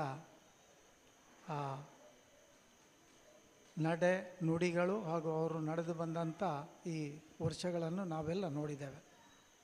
ಬಂಧುಗಳೇ, 8 ವರ್ಷದ ಹಿಂದೆ ಪ್ರಾರಂಭಗೊಂಡಂಥ ಈ ಒಂದು ಯಕ್ಷಗಾನ ಮೇಳದ ಈ ವರ್ಷ 8ನೇ ವರ್ಷದ ಕಾರ್ಯಕ್ರಮ ನಾಡ್ದು 26ನೇ ತಾರೀಕಿಗೆ ಅಡ್ಯಾರ್ ಗಾರ್ಡನ್ನಲ್ಲಿ ನಡೀಲಿಕ್ಕಿದೆ. ಪಟ್ಲ ಸತೀಶ್ ಶೆಟ್ಟರವರ ಒಬ್ಬ ಕಲಾವಿದನಾಗಿ, ಯಕ್ಷಗಾನ ಕಲಾವಿದನಾಗಿ ಇಡೀ ಒಂದು ಕರ್ನಾಟಕದಲ್ಲಿರುವಂಥ ಯಕ್ಷಗಾನ ಕಲಾವಿದರಿಗೆ, ಬೇರೆ ಬೇರೆ ರೀತಿಯಲ್ಲಿ ಅಸಹಾಯಕರಾಗಿದ್ದಂಥ ಯಕ್ಷಗಾನ ಕಲಾವಿದರಿಗೆ ಹಾಗೂ ಹಲವಾರು 100 ಜನರಿಗೆ ವಸತಿ ಇಲ್ಲದಂಥ ಕಲಾವಿದರಿಗೆ 100 ಜನರಿಗೆ ಮನೆಯನ್ನು ಒದಗಿಸುವ ಮುಖೇನ ಸುಮಾರು 8 ವರ್ಷದಲ್ಲಿ 11.5 ಕೋಟಿ ರೂಪಾಯಿಗಿಂತಲೂ ಹೆಚ್ಚಿನ ಒಂದು ಸಹಾಯಧನವನ್ನು ಕೊಟ್ಟಂಥ ಒಂದು ಏಕೈಕ ಅಂದರೆ ಶ್ರೇಷ್ಠ ಒಬ್ಬ ಕಲಾವಿದ ಅಂತ ಇದ್ದರೆ ಅದು ಪಟ್ಲ ಸತೀಶ್ ಶೆಟ್ಟರು ಮಾತ್ರ ಅಂತ ನಾವು ಇಲ್ಲಿ ಧೈರ್ಯವಾಗಿ ಹೇಳಬೇಕು. ನಮ್ಮ ಈ ಒಂದು ಯಕ್ಷಗಾನ ಕಲೆಗೆ 500 ವರ್ಷಗಳ ಒಂದು ಇತಿಹಾಸ ಇದೆ. ಆದರೂ ಕೂಡ ಒಂದು ರೀತಿಯ ಪವಾಡವಾದಂಥ ಒಂದು ವ್ಯಕ್ತಿತ್ವವನ್ನು ಹೊಂದಿದಂಥ ಪಟ್ಲ ಸತೀಶ್ ಶೆಟ್ಟರವರೊಂದು ಯಾನ ಅಂತ ಹೇಳಿದ್ರೆ ಅದು ಬಹಳ ಅದ್ಭುತವಾದದ್ದು. 2019ನೇ ಇಸ್ವಿಯಲ್ಲಿ ಅಮೇರಿಕಾದಲ್ಲಿ ನ್ಯೂ ಜೆರ್ಸಿಯಲ್ಲಿ ಒಂದು 35ನೇ ಘಟಕ ಉದ್ಘಾಟನೆ ಆಗುವಾಗ ನಾನು ಕೂಡ ಅವರ ಜೊತೆ ಇರುವಂಥ ಅವಕಾಶ ನನಗೂ ಕೂಡ ಸಿಕ್ಕಿತ್ತು. ಅಲ್ಲಿ ನಡೆದಂಥ ಒಂದು 2 ತಿಂಗಳ ಅವರ ಅಲ್ಲಿಯ ಆ ಯಕ್ಷಗಾನದ ಒಂದು ಪ್ರದರ್ಶನದ ಜೊತೆಗೆ ಅಲ್ಲಿ ಸಿಗುವಂಥ ಪ್ರೋತ್ಸಾಹವನ್ನು ನೋಡುವಾಗ ನಿಜವಾಗಿಯೂ ಬಹಳ ನಮ್ಮ ಈ ಒಂದು ದೇಶದ ಸಂಸ್ಕೃತಿಯನ್ನು ಉಳಿಸಿ ಬೆಳೆಸುವಂಥ ಬಹುದೊಡ್ಡ ಕೆಲಸ ಇವತ್ತು ಪಟ್ಲ ಸತೀಶ್ ಶೆಟ್ಟರ ಮುಖೇನ ಆಗ್ತಾಯಿದೆ. ಅವರನ್ನು ನಾವು ಈ ಸಂದರ್ಭದಲ್ಲಿ ಖಂಡಿತವಾಗಿಯೂ ನಾವೆಲ್ಲರೂ ಹೃತ್ಪೂರ್ವಕವಾಗಿ ಅವರನ್ನು ಆಯುರಾರೋಗ್ಯ ಐಶ್ವರ್ಯದ ಜೊತೆಗೆ ಇನ್ನಷ್ಟು ಇಂತಹ ಕಲಾ ಸೇವೆ ಮಾಡುವಂಥ ಯೋಗ ಭಾಗ್ಯ ಪಟ್ಲ ಸತೀಶ್ ಶೆಟ್ಟರವರಿಗೆ ಸಿಗಲಿ ಎಂದು ಈ ಸಂದರ್ಭದಲ್ಲಿ ಹೇಳುತ್ತಾ, ಇವತ್ತು ಕೂಡ ಒಂದು ಯೋಗ್ಯವಾದ ವ್ಯಕ್ತಿಯನ್ನು, ನೇಪಥ್ಯದಲ್ಲಿರುವಂಥ ಒಬ್ಬ ಯೋಗ್ಯ ವ್ಯಕ್ತಿಯನ್ನು ಇಲ್ಲಿ ಸನ್ಮಾನ ಮಾಡುವಂಥ ಒಂದು ಸಂದರ್ಭದಲ್ಲಿ ನಾವೆಲ್ಲ ಇವತ್ತು ವೇದಿಕೆಯಲ್ಲಿದ್ದೇವೆ. ಖಂಡಿತವಾಗಿಯೂ ಇದರಲ್ಲಿ ಮನುಷ್ಯತ್ವಕ್ಕೆ ಯಾವ ರೀತಿ ಬೆಲೆ ಕೊಡಬೇಕೆಂಬುದನ್ನು ಈ ಒಂದು ಕಾರ್ಯಕ್ರಮದಲ್ಲಿ ನಾವೆಲ್ಲ ನೋಡಬೇಕು. ಅದೆಷ್ಟೋ ವಿಶೇಷವಾದಂಥ ಪಾಂಡಿತ್ಯವನ್ನು ಉಳ್ಳಂಥ ವ್ಯಕ್ತಿಗಳನ್ನು, ಪಂಡಿತರನ್ನು ಸನ್ಮಾನ ಮಾಡೋದು ಅದು ಸ್ವಾಭಾವಿಕ. ಆದರೆ ನೇಪಥ್ಯದಲ್ಲಿರುವಂಥ ವ್ಯಕ್ತಿಗಳನ್ನು ಕೂಡ ಅವರನ್ನು ಗುರುತಿಸಿ ಇಂತಹ ವೇದಿಕೆಯಲ್ಲಿ ಸನ್ಮಾನ ಮಾಡಿದಾಗ ಅವರಿಗೆ ಬರುವಂಥ, ಅವರೆಲ್ಲ ಮನಸ್ಸಿನಲ್ಲಿ ಹುಟ್ಟುವಂಥ ಒಂದು ಆ ಸಂತೋಷದ ಭಾವ ಖಂಡಿತವಾಗಿಯೂ ಇಂತಹ ವ್ಯಕ್ತಿತ್ವವನ್ನು, ಇಂತಹ ಕೆಲಸ ಮಾಡುವಂಥ ಪಟ್ಲ ಸತೀಶ್ ಶೆಟ್ಟರವರಿಗೆ ಇನ್ನೂ ಕೂಡ ಬಹಳಷ್ಟು ಶಕ್ತಿ ಭಗವಂತ ಕೊಡ್ತಾನೆ ಎಂಬ ಒಂದು ಮಾತನ್ನು ಕೂಡ ಈ ಸಂದರ್ಭದಲ್ಲಿ ಹೇಳುತ್ತಾ, ಯಕ್ಷಗಾನದ ಈ ಒಂದು ಸಾರಥ್ಯದಲ್ಲಿ ಪಟ್ಲ ಸತೀಶ್ ಶೆಟ್ಟರವರು ನಮಗೆಲ್ಲ ಗೊತ್ತಿರುವ ಹಾಗೆ ಆ ಕೊರೋನಾ ಬಂದಂಥ ಸಂದರ್ಭದಲ್ಲಿ ಕೂಡ ಯಕ್ಷಗಾನದ ಈ ಒಂದು ಅವರ ಯಾನವನ್ನು ನಿಲ್ಲಿಸದೆ ಆ 2 ವರ್ಷದಲ್ಲಿ ಕೂಡ ಅವಿರತ ಈ ಯಕ್ಷಗಾನವನ್ನು, ಕಲೆಯನ್ನು ಪ್ರೋತ್ಸಾಹಿಸುವುದರ ಜೊತೆಗೆ ಇದನ್ನು ಉಳಿಸಿ ಬೆಳೆಸುವಂಥ ಬಹುದೊಡ್ಡ ಕೆಲಸ ಮಾಡ್ತಿರುವಂಥ ಪಟ್ಲ ಸತೀಶ್ ಶೆಟ್ಟರಿಗೆ ಮಗದೊಮ್ಮೆ ನಮ್ಮೆಲ್ಲರ ಹೃತ್ಪೂರ್ವಕವಾದ ಆಶೀರ್ವಾದ ಇರಲಿ ಎಂದು ಈ ಭಗವಂತನಲ್ಲಿ ಕೂಡ ಪ್ರಾರ್ಥಿಸುತ್ತಾ, ಯಕ್ಷಗಾನಗಳಿಗೆ ನನಗೆ ಈ ಒಂದು ನಮಗೆಲ್ಲ ಈ ವೇದಿಕೆಯಲ್ಲಿ ಅವಕಾಶ ಮಾಡಿದ್ದಕ್ಕಾಗಿ ಯಕ್ಷಗಾನದ ಬಹುದೊಡ್ಡ ಒಂದು ರಂಭಾ ರೂಪ ರೇಖಾ ಎಂಬ ಒಂದು ಬಹಳ ಉತ್ತಮವಾದಂಥ ಕಲಾ ಪ್ರಕಾರವನ್ನು ನಾವು ನೋಡ್ತಾ ಇರುವಾಗ, ಈಗ ಸುಮಾರು ಒಂದು 10-15 ನಿಮಿಷದ ಒಂದು ರಸ ಭಂಗ ಆದರೂ ಕೂಡ ನೀವೆಲ್ಲ ತಾಳ್ಮೆಯಿಂದ ನೋಡ್ತಾ ಇರುವಂಥ ಪ್ರೇಕ್ಷಕರಿಗೆ ಕೂಡ ಈ ಸಂದರ್ಭದಲ್ಲಿ ಅಭಿನಂದನೆ ಹೇಳುತ್ತಾ ನನ್ನ 2 ಮಾತು ಮುಗಿಸ್ತೇನೆ. ನಮಸ್ಕಾರ.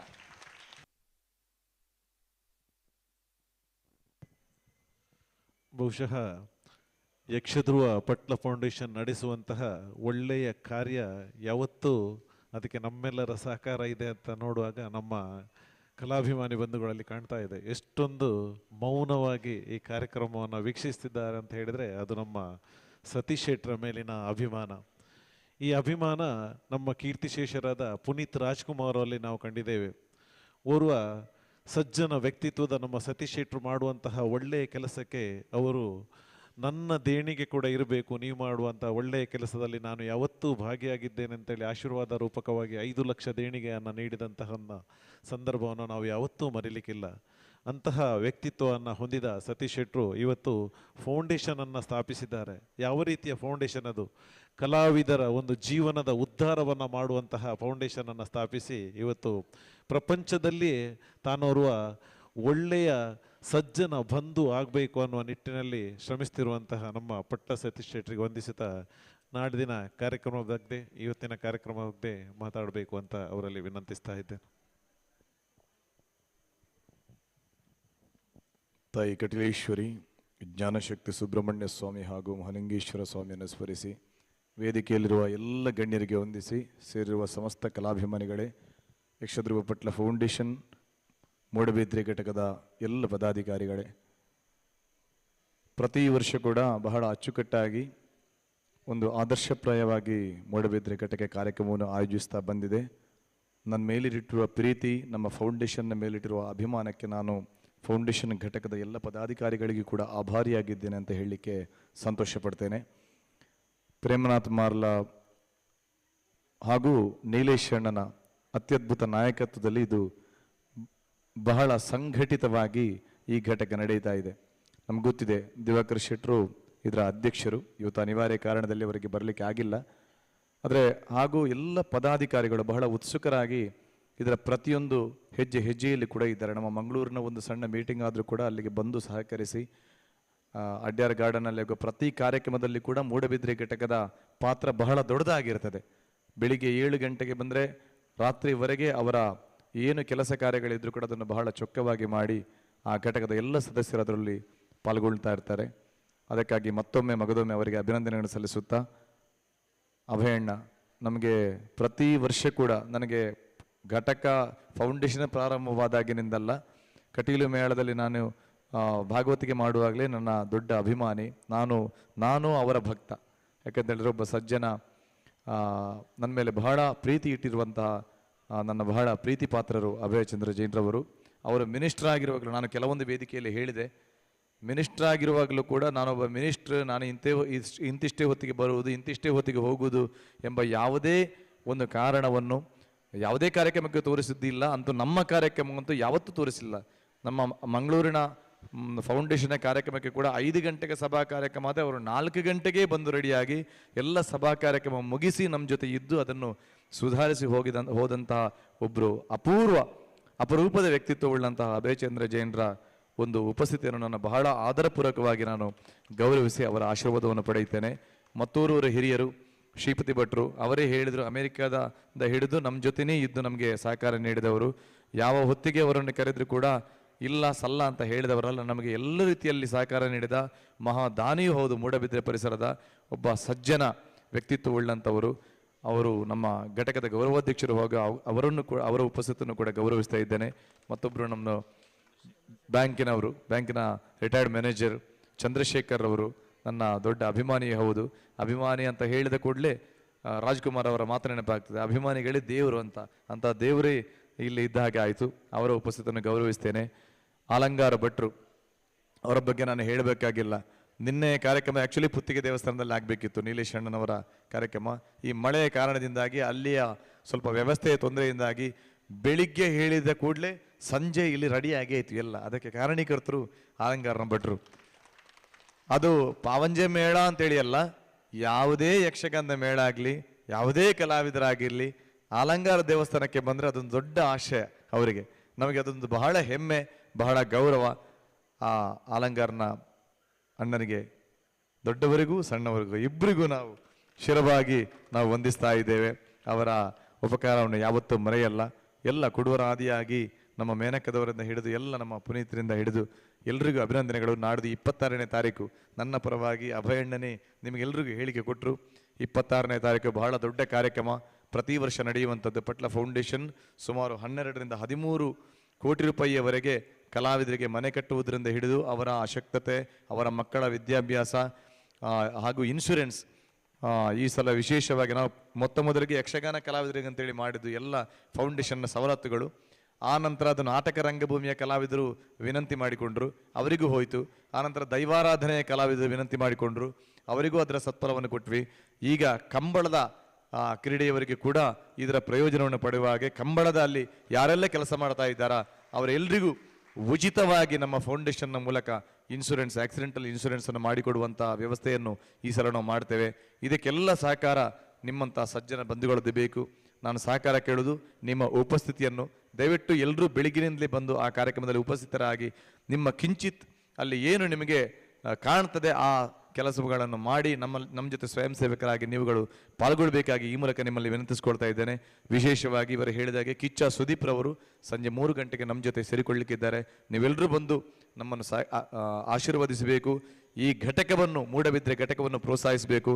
ನಮ್ಮ ಟ್ರಸ್ಟಿಗಳಾದಂಥ ಪ್ರಕಾಶ್ ರಾವ್ ಕೂಡ ಪಡುಬಿದ್ರೆಯವರು ಮಾಸ್ಟರ್ ದಂಪತಿ ಸಮೇತ ಈ ಕಾರ್ಯಕ್ರಮದಲ್ಲಿ ಉಪಸ್ಥಿತರಿದ್ದಾರೆ. ಅವರ ಉಪಸ್ಥಿತಿಯನ್ನು ಕೂಡ ಗೌರವಿಸ್ತಾ ಇದ್ದೇನೆ. ನಿಮ್ಮೆಲ್ಲರ ಆಶೀರ್ವಾದ ನಮಗಿರಲಿ. ಈ ಕಾರ್ಯಕ್ರಮಕ್ಕೆ ಸಹಕಾರ ನೀಡಿದ ಎಲ್ಲ ಬಂಧುಗಳಿಗೂ ವಂದಿಸುತ್ತಾ, ನಾಡ್ದು 26ರ ಕಾರ್ಯಕ್ರಮಕ್ಕೆ ನೀವೆಲ್ಲರೂ ಸಾಕ್ಷಿಗಳಾಗಬೇಕಾಗಿ ವೇದಿಕೆಯಲ್ಲಿ ಇದ್ದ ಗಣ್ಯರಿಗೂ ಸೇರಿರುವ ಕಲಾಭಿಮಾನಿಗಳಿಗೂ ಇದುವೇ ನನ್ನ ಆಮಂತ್ರಣ ಎಂಬುದಾಗಿ ಭಾವಿಸುತ್ತಾ ಅವುಗಳ ಉಪಸ್ಥಿತರಿರಬೇಕಾಗಿ ಕೇಳಿಕೊಳ್ಳುತ್ತಾ ಈ 2 ಮಾತನ್ನು ಮುಗಿಸ್ತೇನೆ. ನಮಸ್ಕಾರ.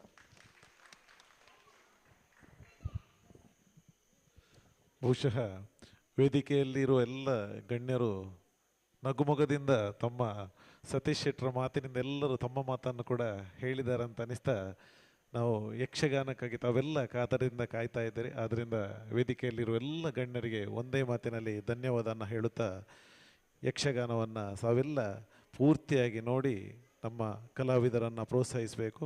ಹಾಗೆಯೇ ಊಟದ ವ್ಯವಸ್ಥೆ ಇದೆ. ಊಟ ಮಾಡದ ಕಲಾಭಿಮಾನಿಗಳಿದ್ದರೆ ನಮ್ಮ ಹಾಲ್ನಲ್ಲಿ ಊಟದ ವ್ಯವಸ್ಥೆಯನ್ನು ಮಾಡಿದೆ. ದಯವಿಟ್ಟು ಅದನ್ನು ಸ್ವೀಕರಿಸಬೇಕು ಅಂತ ಹೇಳ್ತಾ ಯಕ್ಷಗಾನಂ ವಿಶ್ವಗಾನಂ.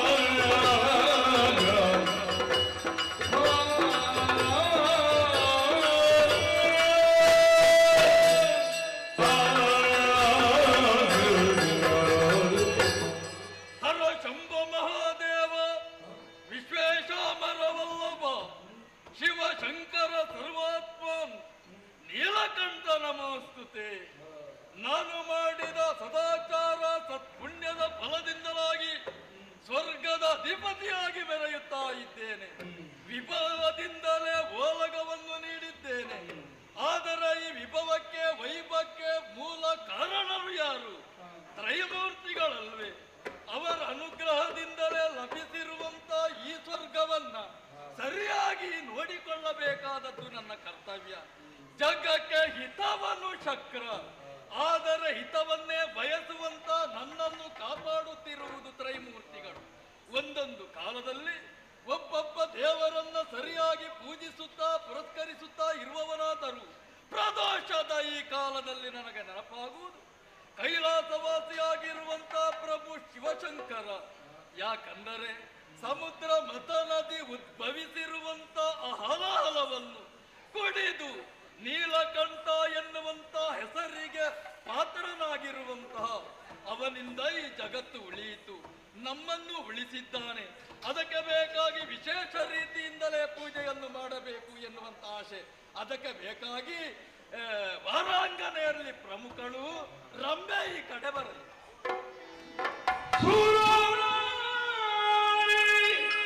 ರಂಬೆ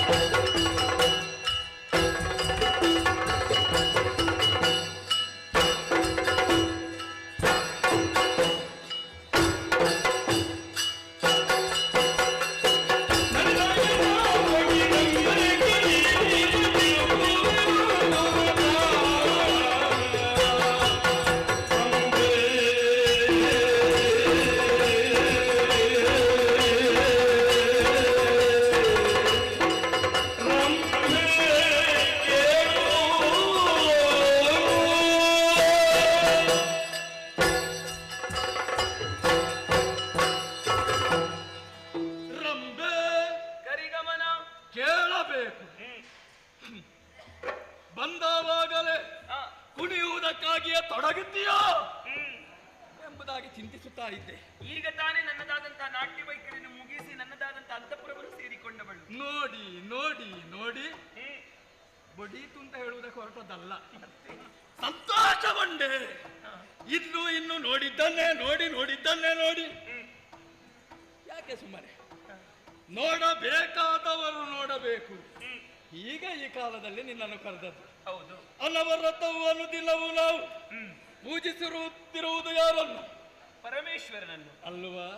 ಹಾಗಾದರೆ ನಮ್ಮನ್ನು ಕಾಪಾಡುವ ಆ ಭಗವಂತನನ್ನು ಸರಿಯಾಗಿ ನಾವು ಪೂಜಿಸಬೇಕಾದದ್ದು ನಮ್ಮ ಕರ್ತವ್ಯವಲ್ಲವೇ? ಈ ಪೀಠದ ಉನ್ನತಿಗೆ, ಹೌದು, ಉಳಿಯುವುದಕ್ಕೆ ಬೇಕಾಗಿ ಕಾರಣ ಕರ್ತನಾಗಿರುವಂತಹ ಪರಮೇಶ್ವರ.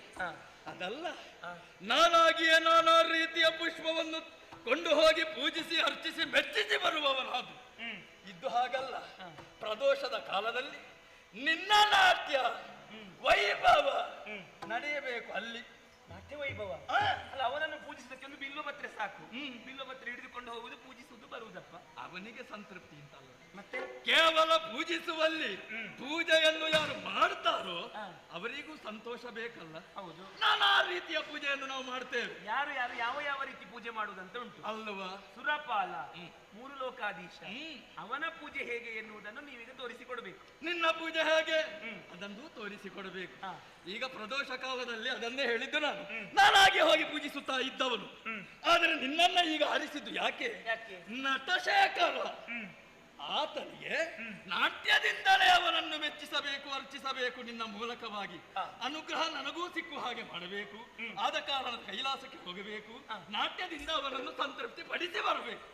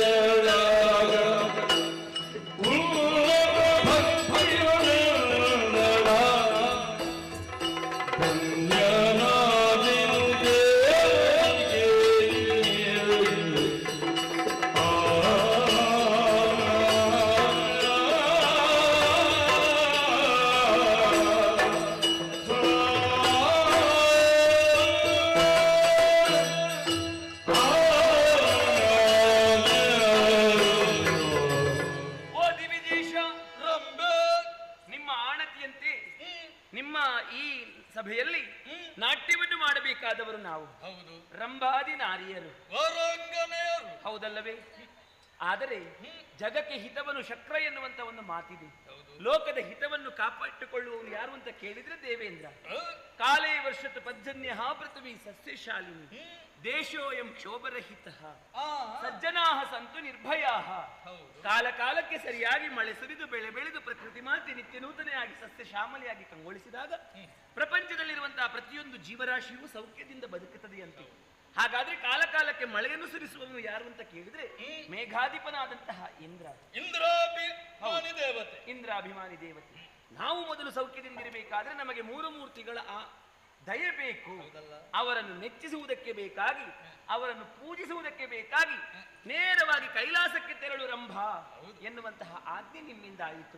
ನಿಮ್ಮ ಆಜ್ಞೆಯನ್ನು ಹೊತ್ತು ನಾನು ಆ ಕೆಲಸವನ್ನು ಮಾಡಬೇಕಾದದ್ದು ನನ್ನ ಕರ್ತವ್ಯವೇ ಸರಿ. ಧನ್ಯಳಾದೆ. ಈಗಿಂದೀಗಲೇ ಈ ಸುರಲೋಕವನ್ನು ಬಿಟ್ಟು ನೇರವಾಗಿ ಕೈಲಾಸವನ್ನು ಸೇರಿಕೊಳ್ಳುತ್ತೇನೆ. ಪರಮೇಶ್ವರನಿಗೆ ನನ್ನ ನಾಟ್ಯದ ಮೂಲಕ ನನ್ನ ಸೇವೆಯನ್ನು ಭಕ್ತಿಯಿಂದ ಸಲ್ಲಿಸಿ ಆ ಬಳಿಕ ಮತ್ತೆ ನಾನು ಸುರಲೋಕವನ್ನು ಸೇರುವವಳಿದ್ದೇನೆ. ಅಪ್ಪಣೆಯನ್ನು ಕೊಡಬೇಕು, ಹೊರಡುವವಳಿದ್ದೇನೆ. ಅತಿ ಶೀಘ್ರವಾಗಿ ಹೋಗಿ ಬರುವುದರ ಜೊತೆಗೆ ಒಂದಷ್ಟು ನೀನು ಮಾಡಿದ ಪುಣ್ಯದ ಫಲ ಸಂಪಾದನೆಯೂ ನನಗೆ ಕೊಂಡು ತರಬೇಕು. ಆದಿತ್ತು. ಹೋಗು, ಜಾಗ್ರತೆ, ಜಾಗರೂಕತೆಯಿಂದ ಹಣ ಮಾಡು ಸರಿಯಲ್ಲ. ನೇರವಾಗಿ ಕೈಲಾಸಕ್ಕೆ ತೆರಳುತ್ತೇನೆ.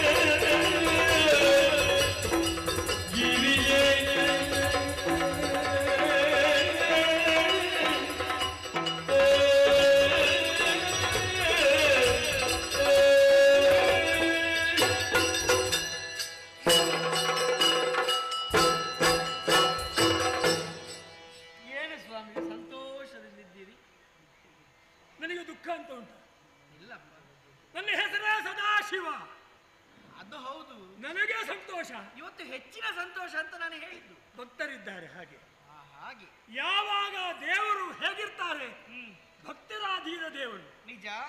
ನಾನು ಸದಾಶಿವ ಮಹಾಲಿಂಗ, ನೀನು ಗಿರಿಜೆ, ಪರಮೇಶ್ವರಿ. ಜೊತೆಯಲ್ಲಿ ಪ್ರತ್ಯೇಕ ಹೆಸರುಂಟು ನಿನಗೆ. ಏನು? ನಿನಗೆ ನೆನಪಬೇಕು. ಯಾವುದು? ಮಂಗಳ ಗೌರಿ. ಓಹೋ. ನಿನ್ನ ವ್ರತವನ್ನು ಯಾರು ಮಾಡ್ತಾರೋ, ನಿನ್ನನ್ನು ಯಾರು ಉಪಾಸನೆ ಮಾಡ್ತಾರೋ ಅವರಿಗೆ ಅವರ ಏನು ಇಷ್ಟ ಉಂಟು ನೆರವೇರಿಸುವಳು ನೀನು. ನಿಜ. ನಾನು ಸದಾಶಿವ.